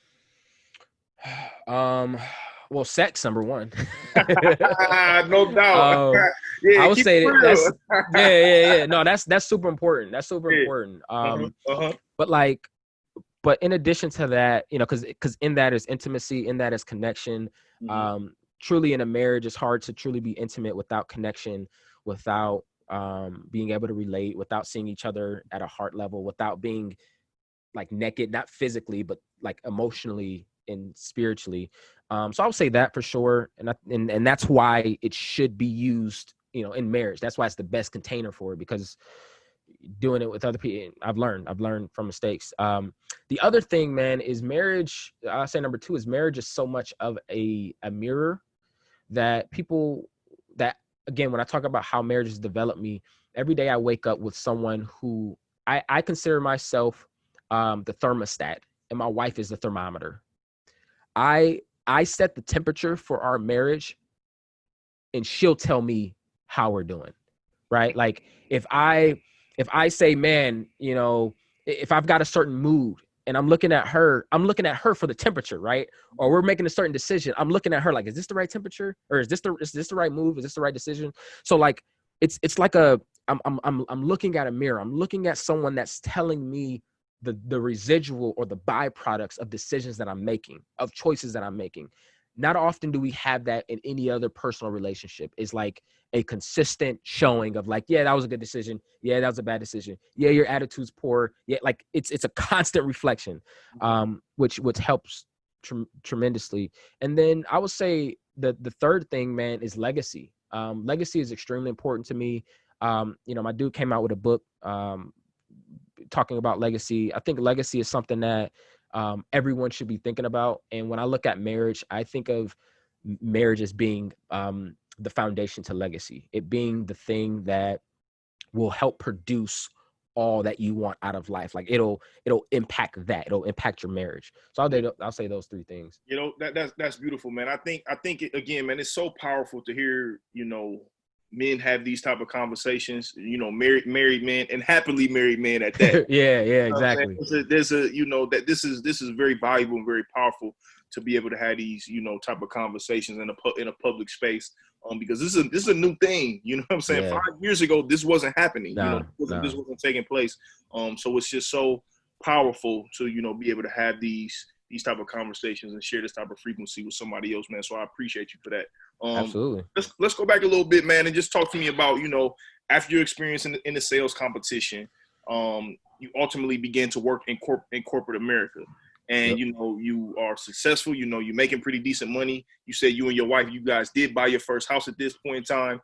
Where are you now? Like, what's starting to kind of take place now with you, business-wise? Like, what's kind of going on in your mind? Are you starting to see, like, okay, this is where I see my business going? Or are you still kind of learning at this point in time? Like, what's taking place with you, at that point in time?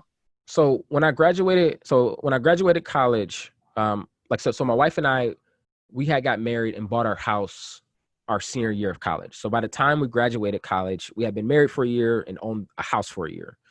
And then we are now moving from Ohio to California. I accepted the role, and that sent us out to California. And so at that time, I had began really to become a real estate investor, and I didn't really know it. I didn't sell the house. I turned it into a rental property. And so I'm out there living in California, kind of focusing on my job, trying to do as best as I can there, trying to perform. And I had hired a property manager. So at this time, I'm starting to see, bro, like every month the check is coming from the property, you know, from the rent that I was collecting every single month. And I was working and the check was coming every single, and I was just like, dang, this is cool. Like, this is my first time knowing what it was to build passive income. Cause I didn't even know the person that was living in my house. Right. I don't know their name. I don't know what they look like. I don't know what kind of car they drive. I just know every single month that there's a check hitting my bank account.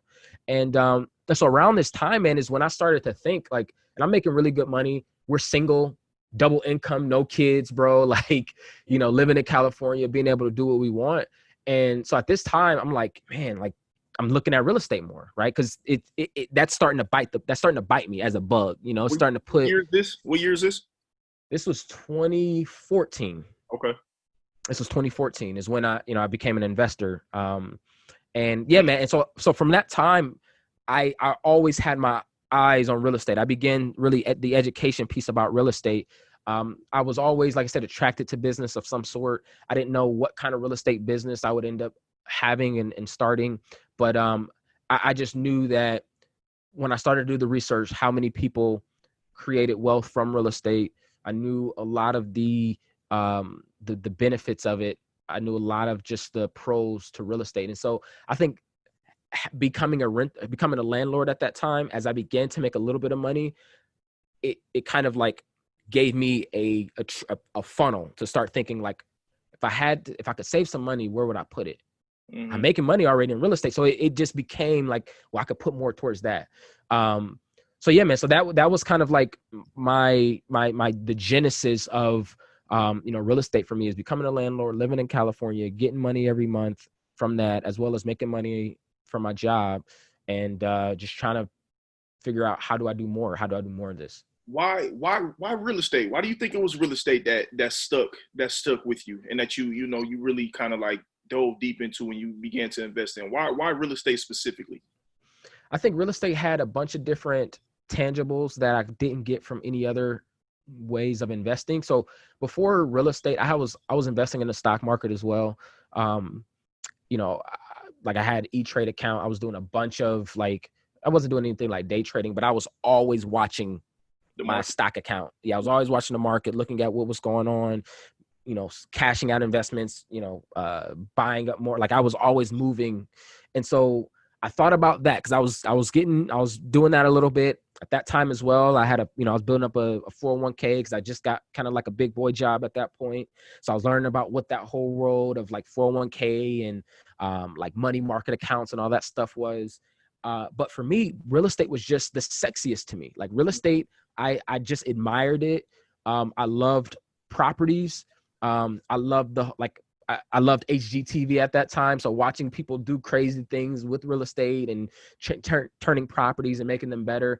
And it just was real. Like the realness of the estate was important to me. The fact that you could touch it, because with the stocks and all that stuff, I wasn't touching these companies. I couldn't make decisions for these companies with the amount of money that I had. I couldn't influence anything.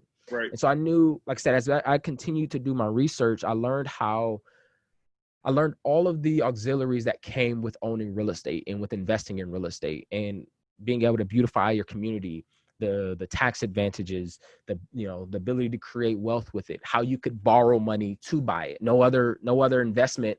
And that was the other thing. It's like, man, I had really good credit, and I was learning like, man, I could really do something with this credit. Like I can't do anything with this credit any other way to make money. Right. Everything that I can use credit for is going to cost me money. I can get a better car, a better, faster car, or a bigger, faster house, or bigger, better house, faster car. I could get a boat. I could get all these crazy things, but they're going to cost me money. And so found out that real estate too, I could use my credit to make money in real estate. So it just, for me personally, who I was, it just was the culmination of many things that I think qualified as it being a thing that I was going to be passionate about. Yeah. So at this point, do you just begin to just buy as many as you can? Do you just start to kind of like load your portfolio up and load up on assets, or is it just still No, slow no, rolling? this time, yeah, this time it's slow, man. I'm just saving money. I had some debt, a bunch of like credit card debt and stuff like that, man, that I was like, man, let me start like paying down some of this consumer debt. Cause if I could save more money, I could do more in real estate. So I was just starting to like, Did you have any student loan debt? yeah, You did. heck yeah. Yeah. Yeah. Um, so yeah, I was just trying to get my personal situation together. I was trying to just be healthy financially before, I jumped into doing something else. So you ultimately end up, you and your wife, you guys ultimately end up moving to Denver, right? Yep. Now, what Yep. was that experience like? Again, coming from Akron, going to the West Coast, going to the Bay Area, and then Yeah, you're in beautiful Denver, which is a super man. beautiful city, man. By the Super way, beautiful, dude.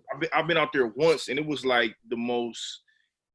You just have to be there to experience. There's nothing like Yeah. being in those mountains. Like I can't. It's breathtaking, man. It really And it is. doesn't get old. That's the thing. It Yeah. doesn't get old. Like I thought, oh, like maybe this seeing the Rocky Mountains always would get old. No, man. Like No. in the middle of summer, you see the snow-capped mountains to your right, and it's just so much. It's just nuts, man. But yeah, that was promoting as well. So, I started to kind of climb the corporate ladder, and I promoted and took a role out in Denver.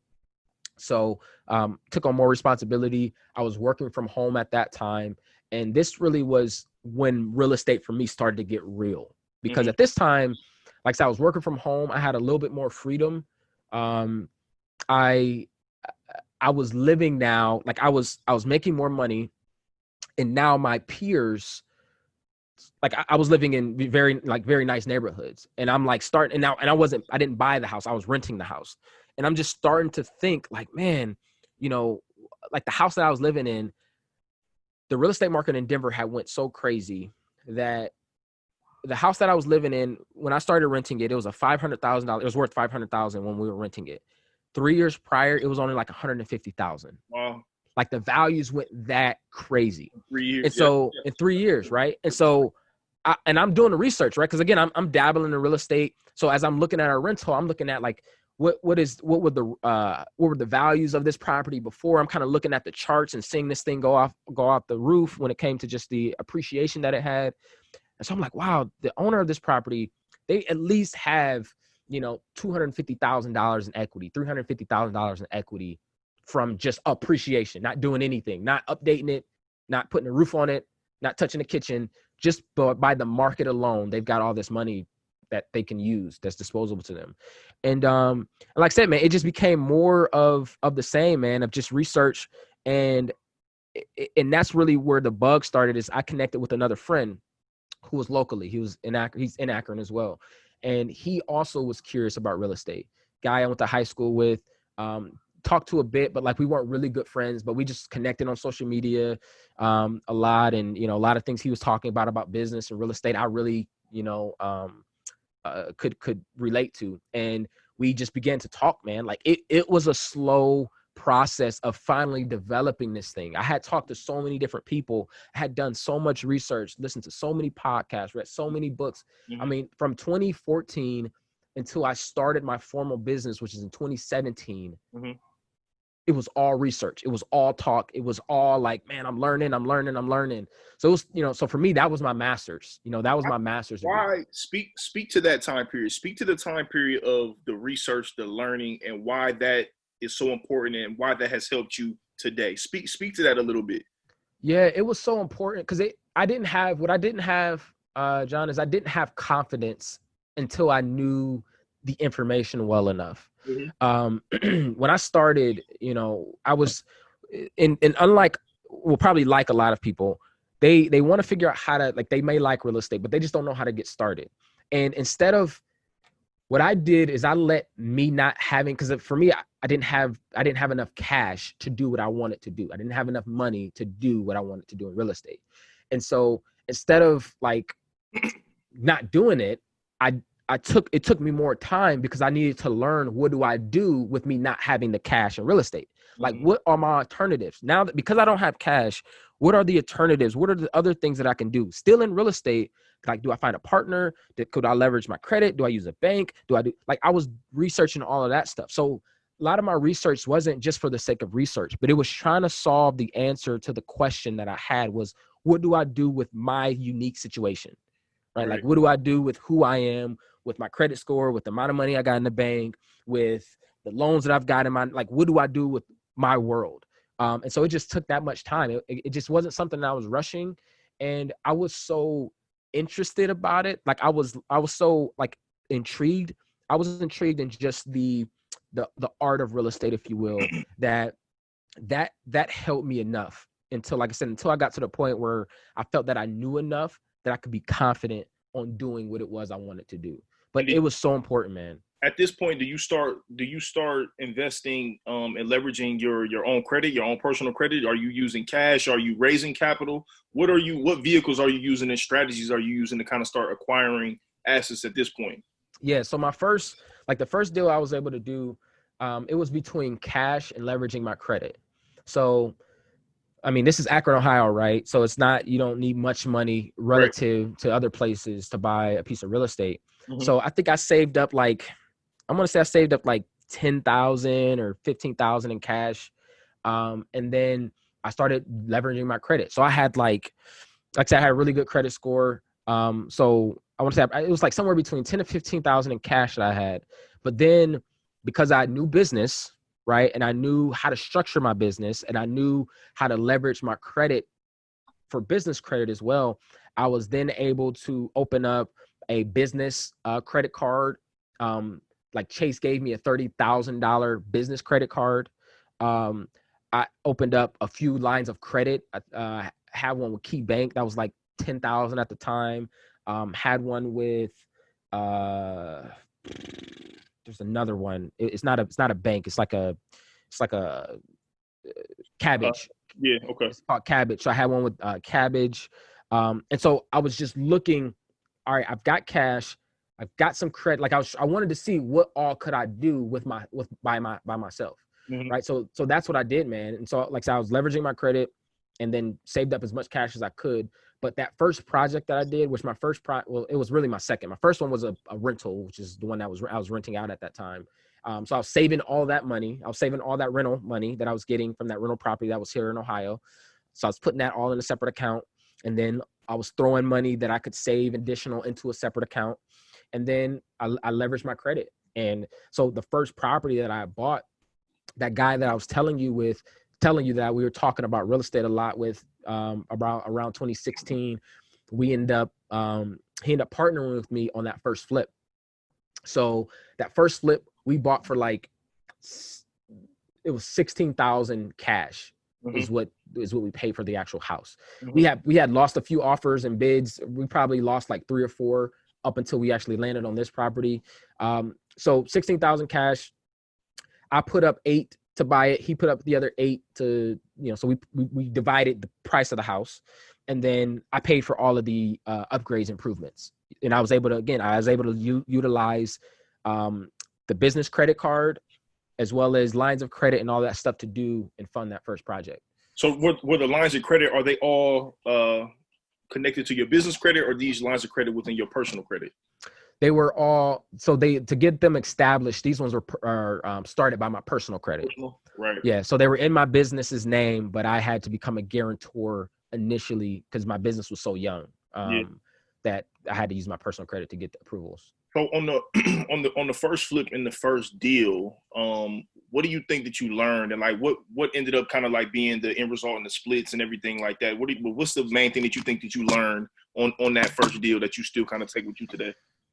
I learned pretty much everything that I know about flipping. I learned on that first deal.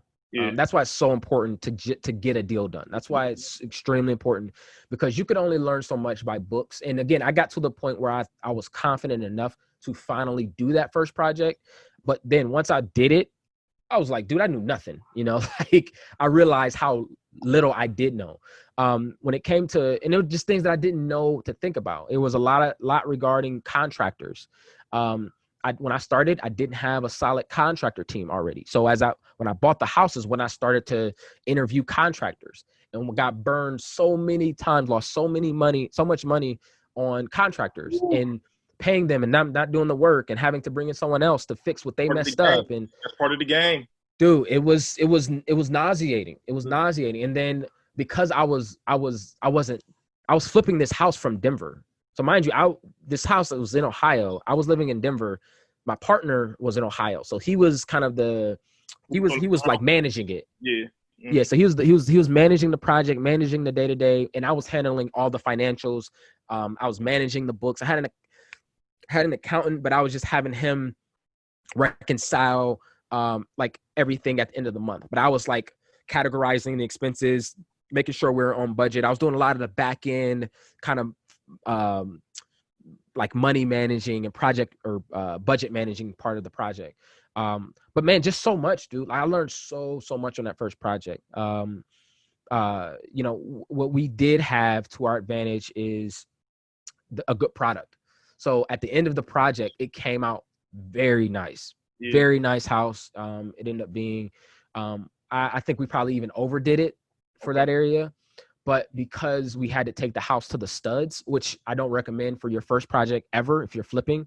My first project was we took the whole house to the studs. Mm-hmm. When we initially did that, we didn't think it would be that much more that much more work to do to actually do that. Man, we had to do so much more work because we took it to the studs. Is this in a B, C, D? What's the class at this time? I would call it a C class. Yep, I'll call it a C neighborhood.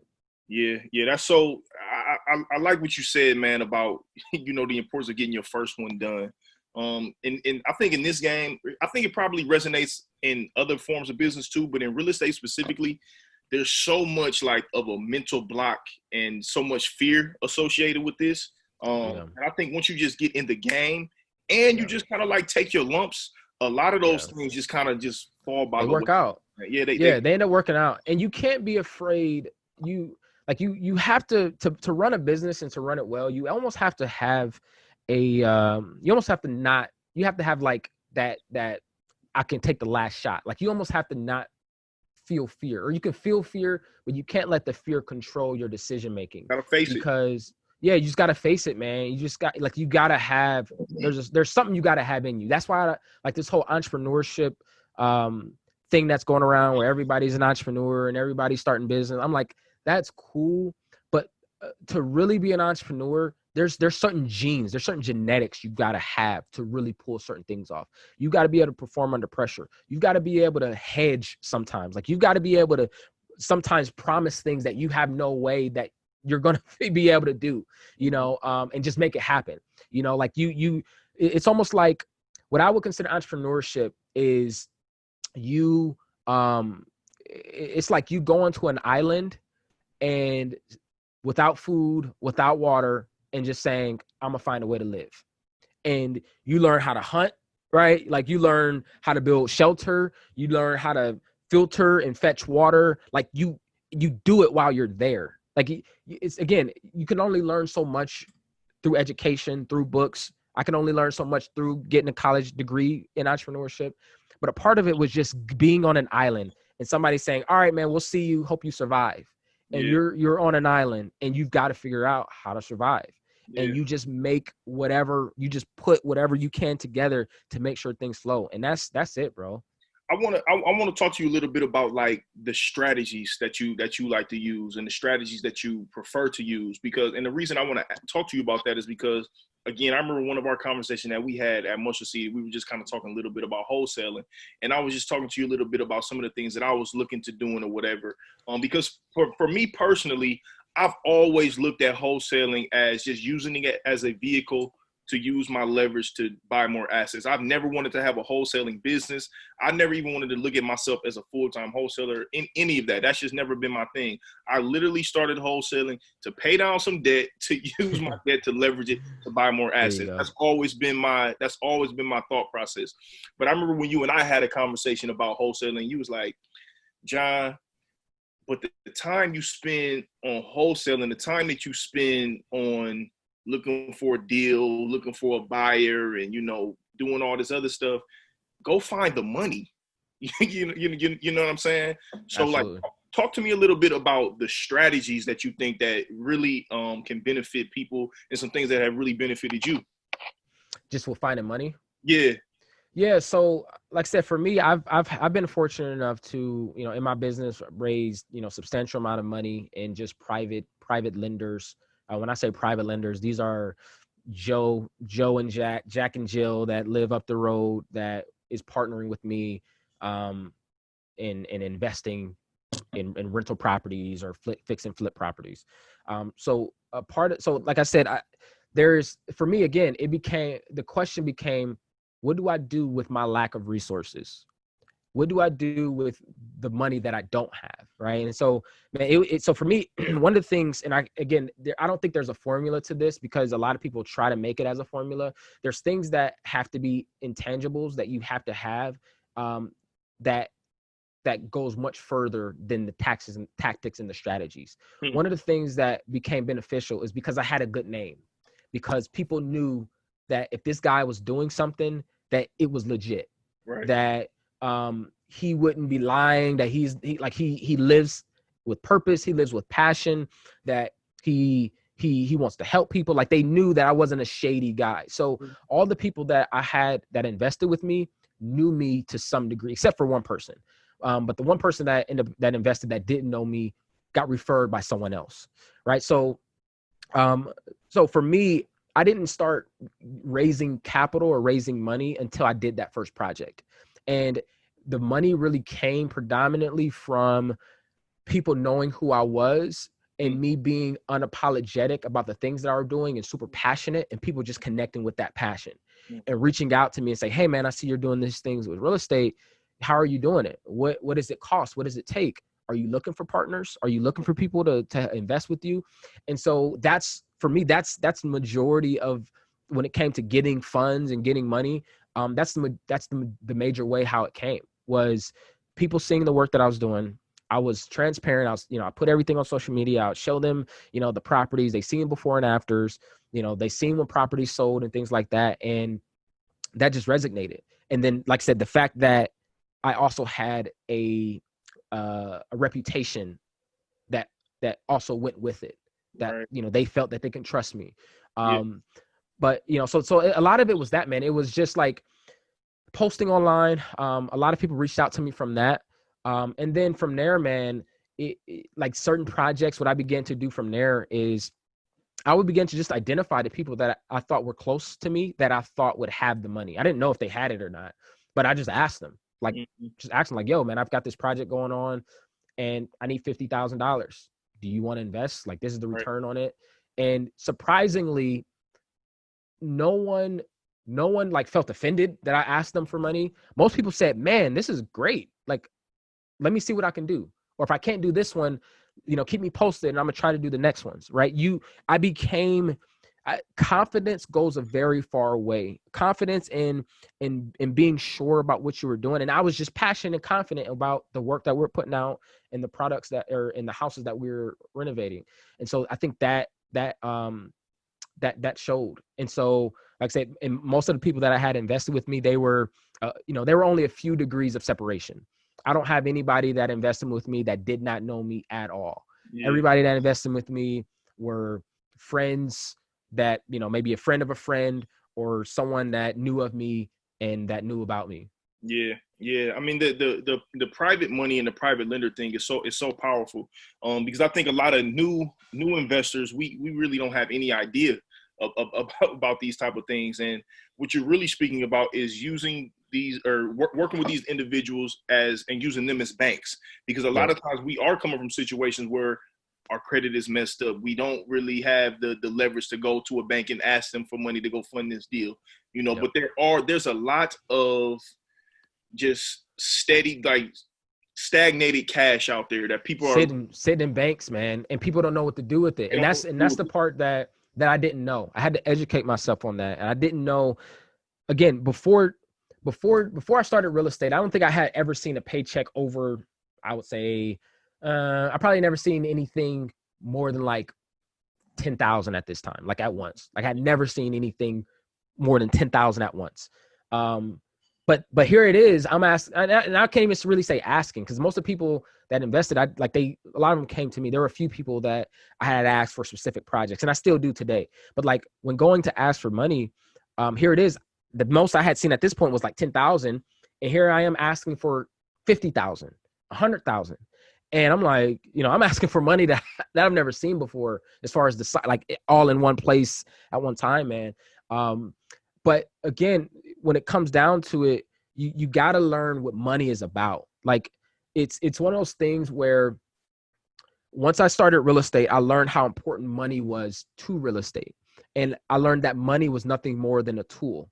And because of my culture, money is glorified. Money is something that we treat as a privilege to be able to buy things that we want. But to very savvy and smart individuals with their money, they use money as a tool. They use money as a tool to get more resources. They use money as a tool to get better experiences. And so for them, it's just like a tool sitting in the toolbox. They want to be able to use it. They don't want to be able to wear it down. They don't want to destroy the tool, but at the right time, they want to be able to grab that hammer and use it to create something. Yep. And so if you think about money as someone's hammer that's sitting in their toolbox, instead of it being money saved in a bank account, that's a hammer that's in their toolbox that's just collecting dust. Yep. And they bought it for a reason. They saved it for a reason. If they didn't need the hammer, they would have thrown it away. Yep. And so since they didn't throw their money away, they want to use it for something. And that's all I created, was an opportunity for people to use their money for something. And you'll find that there's tons of people out there that just don't have anything to use their money on. Were you guys buying and holding? Were you using the money for flips? Like, what were you guys doing during that time? So it's first flipping. So I first started just using it for flips, and then that evolved to using it for buy and holds. Like I said, the relationships were more established on the flip side for flipping properties, and then was able to kind of extend that relationship. Flip is like, all right, this is going to be 3 months. You invest in this with me. 3 months, 5 months, 6 months later, I'm gonna give you your money back plus interest or whatever, plus percentage of profit, whatever we decided. Once we're doing buy and holds now, it's like, dude, you're gonna get check every month, or you might get one every quarter or one every year, depending on our agreement that we set up. But it's very sure, but it's not as they don't touch it as much, right? So if somebody, so eventually the relationships developed into real estate or buy and hold partnerships of like, hey, yeah, I'll put some money into a rental and we'll hold that for 5 years, 10 years, whatever. Now, eventually, I know you kind of, if I'm not mistaken, I think you ended up getting rid of the majority of your portfolio. But at your highest height, how many units and just what did your portfolio look like at this time? Like, what were the most amount of units that you think you had? So I had 23 single family homes, and then a 53 unit apartment complex. Do you go ahead? Oh no, yeah. So it was as far as portfolio, it was that. What's your thoughts on investing in single families still to this day? Do you still see the value in the single family? Because I had reached out to you a few weeks ago about looking for some multi units. I am beginning to get completely away from single families. I think they are valuable, but I think it just makes more sense with the money, with the asset, to have the multi-unit. That's just for me. So I'm just curious, like, what's your outlook on that? Well, it is a different asset class, and it has pros and cons, which are very different than when I put single family. I put, like, when I say single family, I put anything under 4 units all in that category. Okay. I consider single family or residential versus commercial. I put them all in the same category just because that's how the banks look at them. And so when it comes to a lot of the standards and HUD guidelines and all that stuff, they're broken up by residential and commercial. For residential, I think I like residential because of its ease of transacting and how easy it is to acquire it, and also your disposition, how to actually sell it. It's very easy to sell single families. Once you get into commercial, 5 units and above, it becomes not very hard, but there's many different aspects of it that are more nuanced in the single family world. Typically, when you're buying a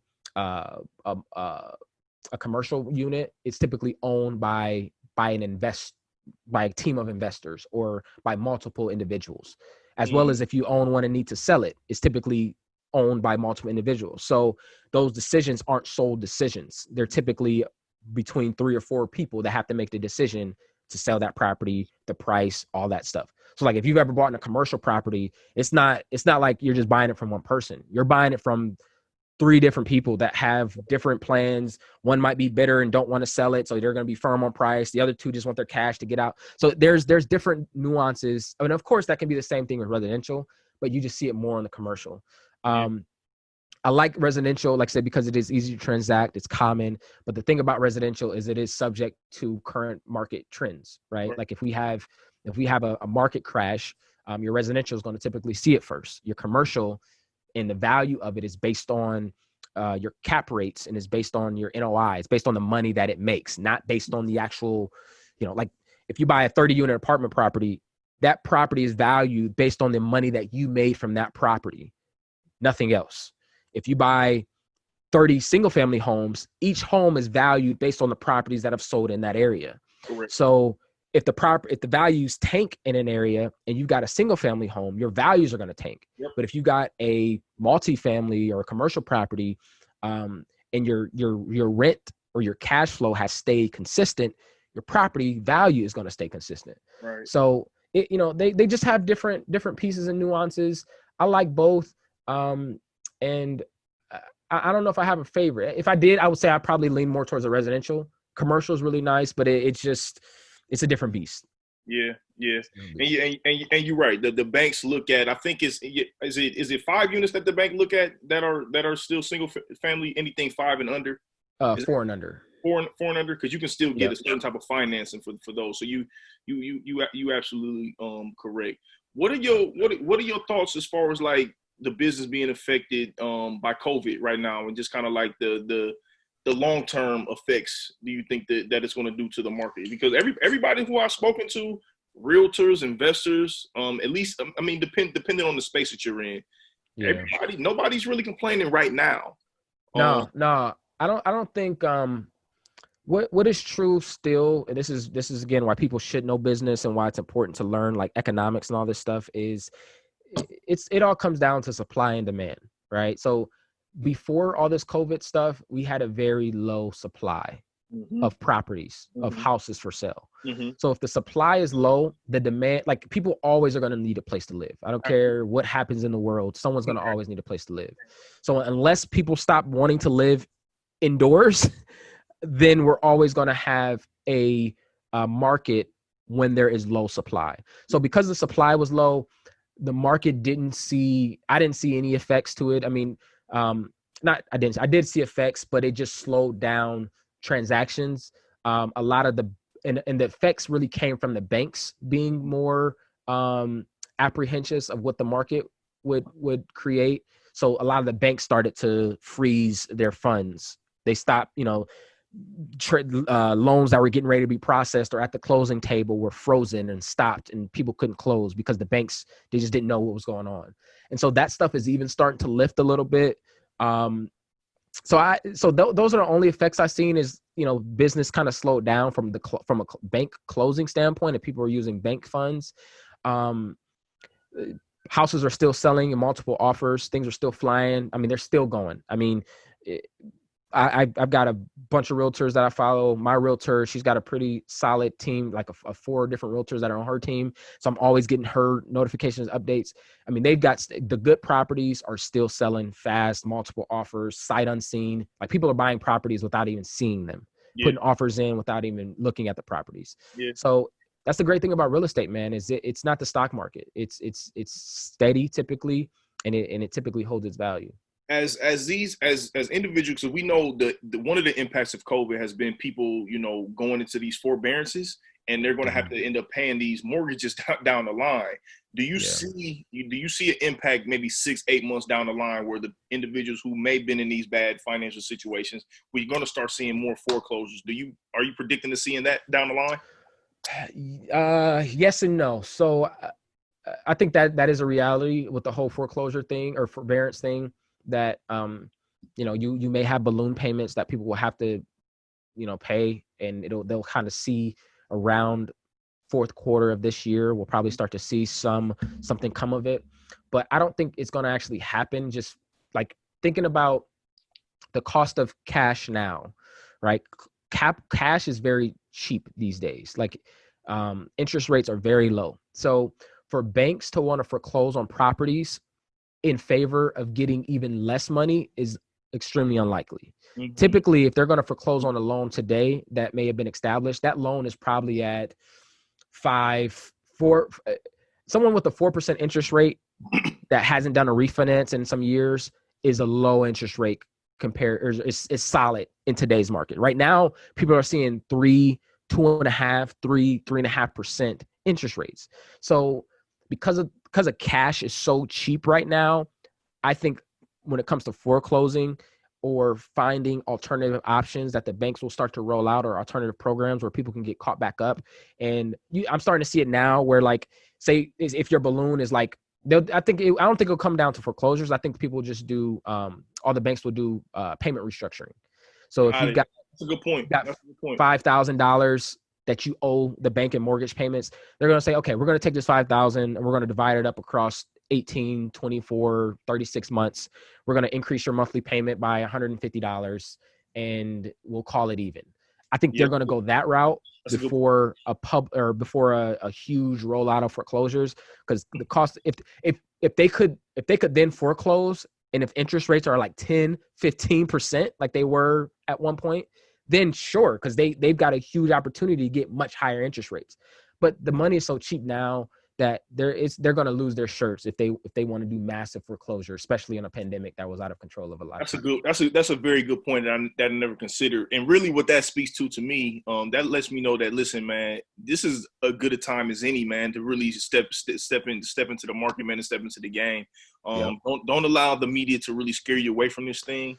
Because at least for the time being, this thing isn't doing damage like that, man. So I think what you just spoke to was extremely important, extremely valuable. Listen, I want you to just kind of speak to a little bit about what you got coming up, man. I know you're doing some, you're looking at doing some things in the education space with the real estate thing, man. Can you just kind of speak a little bit about what you have coming up? Yeah. So I have been on this journey to really expand my my brand, as well as my contribution to the real estate industry. And for me, having experience being a real estate investor, raising funds, starting, a business at zero and growing it to the level that I've been able to do, I really wanted to take the time to pour that information out to individuals that may have been in my position, right? Like, again, I was someone who, a young professional, was making good money, had a good credit score, was good with money, but I couldn't find a way to break the barrier of getting into real estate. And then I finally did it. And so I want to help other people do that. I want to, so a part of that is I have a course that I've created, and it's called iVest Academy. And what it's really doing is walking people through introductory steps to helping them start their real estate investment business. So unlike there's a lot of kind of courses out there that teach people how to maybe wholesale or how to flip houses or how to manage rental properties, but I believe this course is going to bring it all together, and also talk about a lot of the auxiliary pieces of business that are important to it. So like raising funds and raising capital will be a part of it. Structuring your business will be a part of it. Who you should have on your team and what they should be doing to support you will be a part of it. Virtual assistants and building out your employees, or building out kind of your go-to-market plan when it comes to operations. All of these things will be, a part of that course. So, so that's what I'm really focused on now, man, is how do you not just make money on real estate, but make money on the real estate industry? Mm-hmm. And the real estate industry is much more broad. It's much more vast. And so it's that, man. It's looking at, like if, and the really, for me, the genesis of this course was I wanted to create something that I can give to my son that, if I pass away tomorrow, that he can take everything that I was able to build and continue on as if I never left. Mm-hmm. Right. So I almost look at this as me writing my son a memoir or a book for a will of how to continue this. How do you do this? And I just happen to release it to the world to let other people be a part of it. Yeah. So yeah, man. So I'm working on that. I've also recently got back into the corporate America realm. So I've gotten it back into technology and corporate sales and consulting. So I've been really busy with that since this pandemic. I started that in February. So between the course, between running my real estate investment business, between also being a technology consultant locally in the area, really, really busy. And for me, man, it's like I've got the opportunity to do something that like most people don't. I think there's a great relationship with business and entrepreneur, with working and having a business. Cause I know a lot of people, their reality isn't that they can be a full-time real estate investor. Right. So I don't want to give a facade of timelines and of abilities if you working on what you have left. I know what it's like to work 40 hours, 50 hours, and then you like, I'm dead, but I'm still want to do something in real estate mentally, and how draining that is. So I was able to do a lot because I was full time in it. It was what I did all day, every day, 40, 50, 60 hours plus a week to do it. Most people aren't going to move that fast because they're part-time and they're doing it on the side. So because I like where I was at, I was able to position my business to a way that it's making money as well. But now I'm able to get back into the corporate bag and get back into another part of my life that I really enjoy when it comes to sales and in that world. So, so a lot on the table, man. And like I said, for me, just always looking for ways to connect with people, share with people, help people get to where I am. Just having a heart of a teacher and being able to help and support, people any way I can. Absolutely. That's wonderful, man. And you are doing just that, man. You are currently doing that, man. So it's just amazing to see you, doing your thing. I'm glad you and I were able to, cross paths, especially when we did, man. It's beautiful and it's refreshing to see you doing the work you're doing, man. I can't thank you enough. Listen, man, we gonna wrap this thing up in a little bit, man. But it's a couple more questions I just want to kind of ask you as it pertains to real estate specifically. What are some of your goals, man? Just in the real estate space with your portfolio and your education. Like, what are some of your just long-term goals? What do you want to see this thing become, 10, 15 years from now? Yeah. So for me, man, I would like to see, I've always had this vision of iVest and iVest Ohio, which is my real estate investment company, being a franchise that can be repeated and modeled in other parts of the country. So long-term for me, iVest was kind of step one. iVest Academy is the education as well as the information engine behind iVest. And now once that is established and set up, what I'm looking to do is with the students that I get in, wherever they are in the country, being able to help them start their own version of iVest where they are. Mm-hmm. So not only, is it for me having people that would, could start their own businesses, but if someone wants to kind of partner and become a part of a bigger brand or a bigger business and expand it into their local region, it's that. So I see that as next steps for me long-term with real estate is being able to expand what I do and repeat it in other parts of the country, empowering young people, motivated people, Black people, just anyone who would like to take advantage of opportunities, but that also have the heart to give back to their communities, mm-hmm. to be able to pour into their communities. So it's like something that I'm, extremely passionate about. And that's my longer term, man. It's that, I don't really have like a lot of my peers have like, I want 1,000 doors, or I want 10,000 doors under ownership or management. I don't really have a door count or anything. For me, I count success by successors. I count success by like who is going to come behind me that can remain when I'm no longer here. And so it's about that. Like for me, it's, it's continuing to allow real estate to pay for my bills and be a passive, constant revenue source, as well as, you know, the equity built up in those, and then expanding it out to other people. I love that, man. I love that. I think especially today's society, man, real estate has become this romanticized thing, especially on social media. And a lot of times people get discouraged. They think that if you don't have hundreds or thousands of doors, you know, then there's no success. And that's just not true. And That's I know, speaking for me, listen, man, I don't want I don't want the, you know, the huge business aspect of it. I want to have enough units for myself to be able to pay my bills, to be able to use my time, to leverage my time. Time is the best asset that I have, man. So I have to be able to own as much as that as I can, to be able to spend time with my family and my loved ones, man. So I like what you said, man. It's beautiful, man. Listen, thank you so much, man, for coming on here. Oh, man. Absolutely, man. This was a breeze, bro. I love this, man. This was good. This will probably have to be broken up into like hey, I don't know how you gonna do this. Hey, what's so funny is, man, I did one with my guy. I haven't released it yet, man. We did like 3.5 hours last week. Jeez. I told him, I said, man, I don't know how I'm gonna do this. You know what I'm saying? It's all good, man. When I started the platform, I always had the thought process and the mindset of having long, good conversations, man. You know what I'm saying? It's an interview, but it's supposed to be a good conversation that people can take value from. And sometimes, man, that's going to take time, man. So, you know, you know, we don't want to rush that at all. Listen, before we get out of here, man, I have a couple rapid questions. And then, you know, we'll get you out of here and enjoying your Sunday. So the first question is, man, what are your intentions for 2020? I know we had a different time because of the whole COVID thing, but what are your intentions? That's a great question.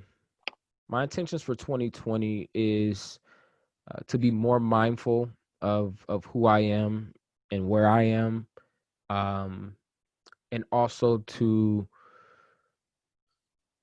do things because I really enjoy and really excited about the opportunities. Not doing things because I feel like it's the thing I'm supposed to do, or because it's, you know, what people want me to do, but doing things because I really want to do them, and that I'm really passionate about them. Right. Speak to me about legacy. You spoke to this a little bit earlier. You said, you know, it's super important, but speak to me a little bit more about legacy and why that's important. What does legacy look like to you? Yeah. Legacy for me is changing my family tree. It is, for me, being an impact beyond my time on this earth. It is, you know, my children and my children's children, knowing who I was, knowing the contribution to my family, that someone can look at my family tree and say, up until this point, it was whatever, but then this dude made great strides for his family. This guy was sacrificial. He was hungry. He was ambitious, and he really drove the needle for his family. So for me, that's what legacy is, that my children will be able to pick up where I left off. Yeah. I don't want to do anything in life that doesn't allow my children to pick up where I left off. That means job, that means career aspirate, like whatever I do, I want my kids to be able to pick up where I left off. And so that's, for me, that's why business is so important, because one day I'll be able to just hand this whole thing to my son or to my daughter, or to both of them. And so yeah, man, it's creating a perpetual lifestyle that blesses others, and that also gives to others. 100%. What is your purpose, and how does that connect to what it is that you're doing today? Yeah. So in the older I get, the more fine-tuned this becomes. But my purpose is really ever evolving. It is to I'm a trailblazer of many. So I really believe that my purpose on earth is to go ahead, and to create pathways and frameworks for people to be able to walk into things. That's why I think a lot of my life has been accelerated.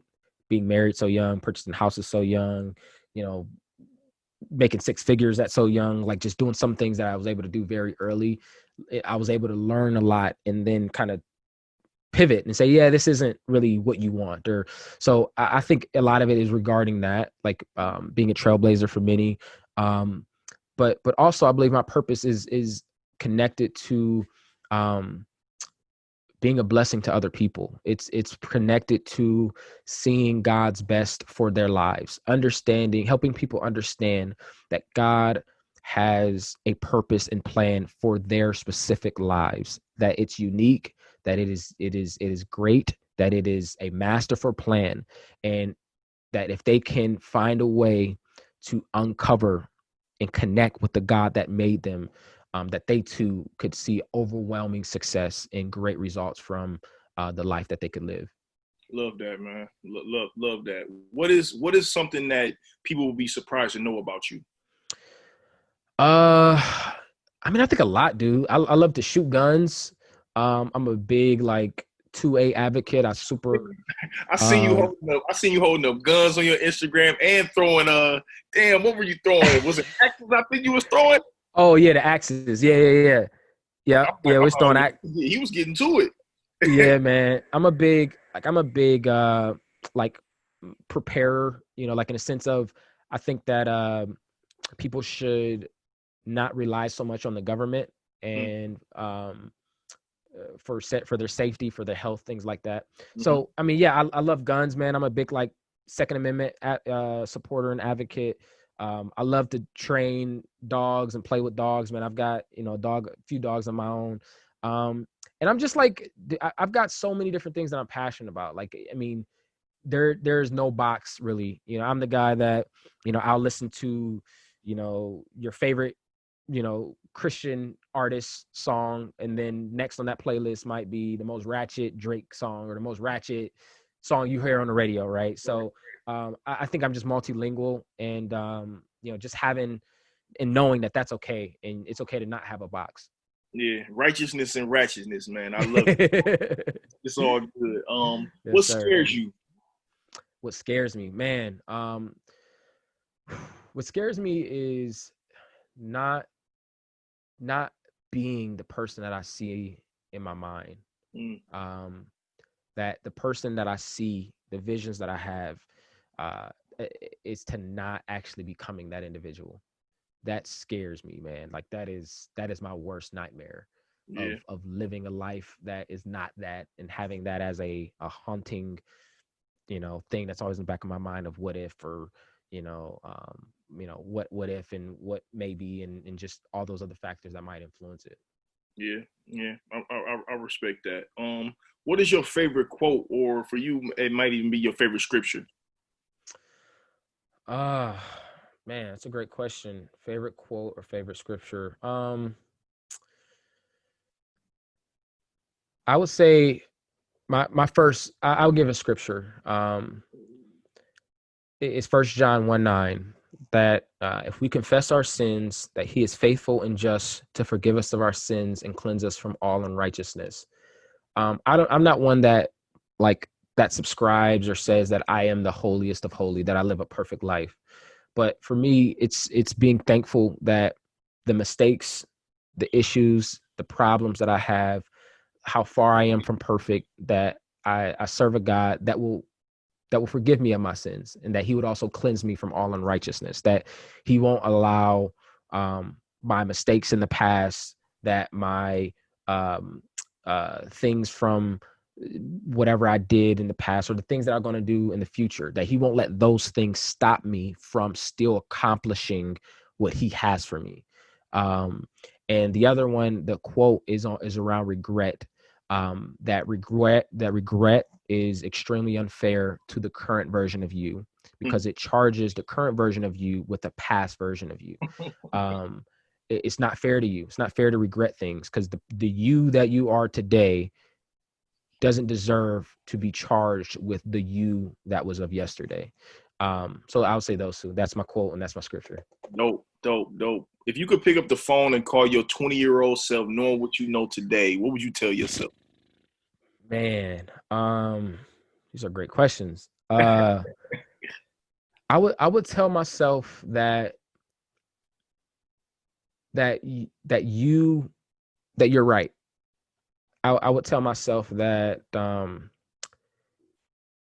that you're actually you're accurate, that you weren't mistaken, that you did see things properly, I would also tell myself that uh, you don't need to rely so much on the voices or the opinions of others, but that you've got the number one authoritative voice guiding you through life, that you've got God with you to help you through, and that let that be your guide. I'll tell myself so much, man. I would also tell myself that uh, to take the time to learn who you are, like learn who you really are, single, independent of other people, and learn how you tick, learn what makes you go, learn a lot of those things without having to learn them from experiences and hurting other people. I learned so much about myself from hurting other people. That was like, I wish I didn't have to use them as a prop, but unfortunately, it's life, I guess. No regrets. Yeah. Yeah, that's beautiful, man. Listen, man, Justin, man, thank you again, man. I can't thank you enough. This has been a wonderful conversation. Absolutely. Again, man, I really appreciate you. I appreciate the things that you are putting out there in the universe. I, find value in what it is you're doing, man. You matter to me. So I just appreciate what you're doing. Continue to do your thing, man. I want to continue to see you grow.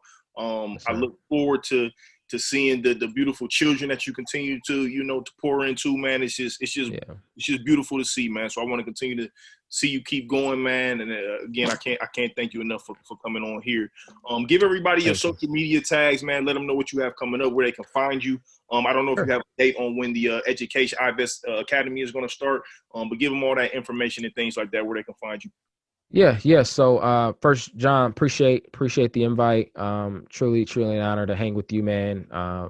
Just to be in your presence, man, and just the conversation is always great. So I thank you for the opportunity to hang with you today. I can be found, man. Social media, Instagram is _, Justin Carter. Justin Carter on Facebook. My business website is ivestohio.com or ivestohio.com. And then if you would like to get registered or signed up for iVest Academy, you can find that at ivestacademy.com. Just IVEST Academy.com. We've got some, I'm still deciding when to roll that out as far as like the official start of it.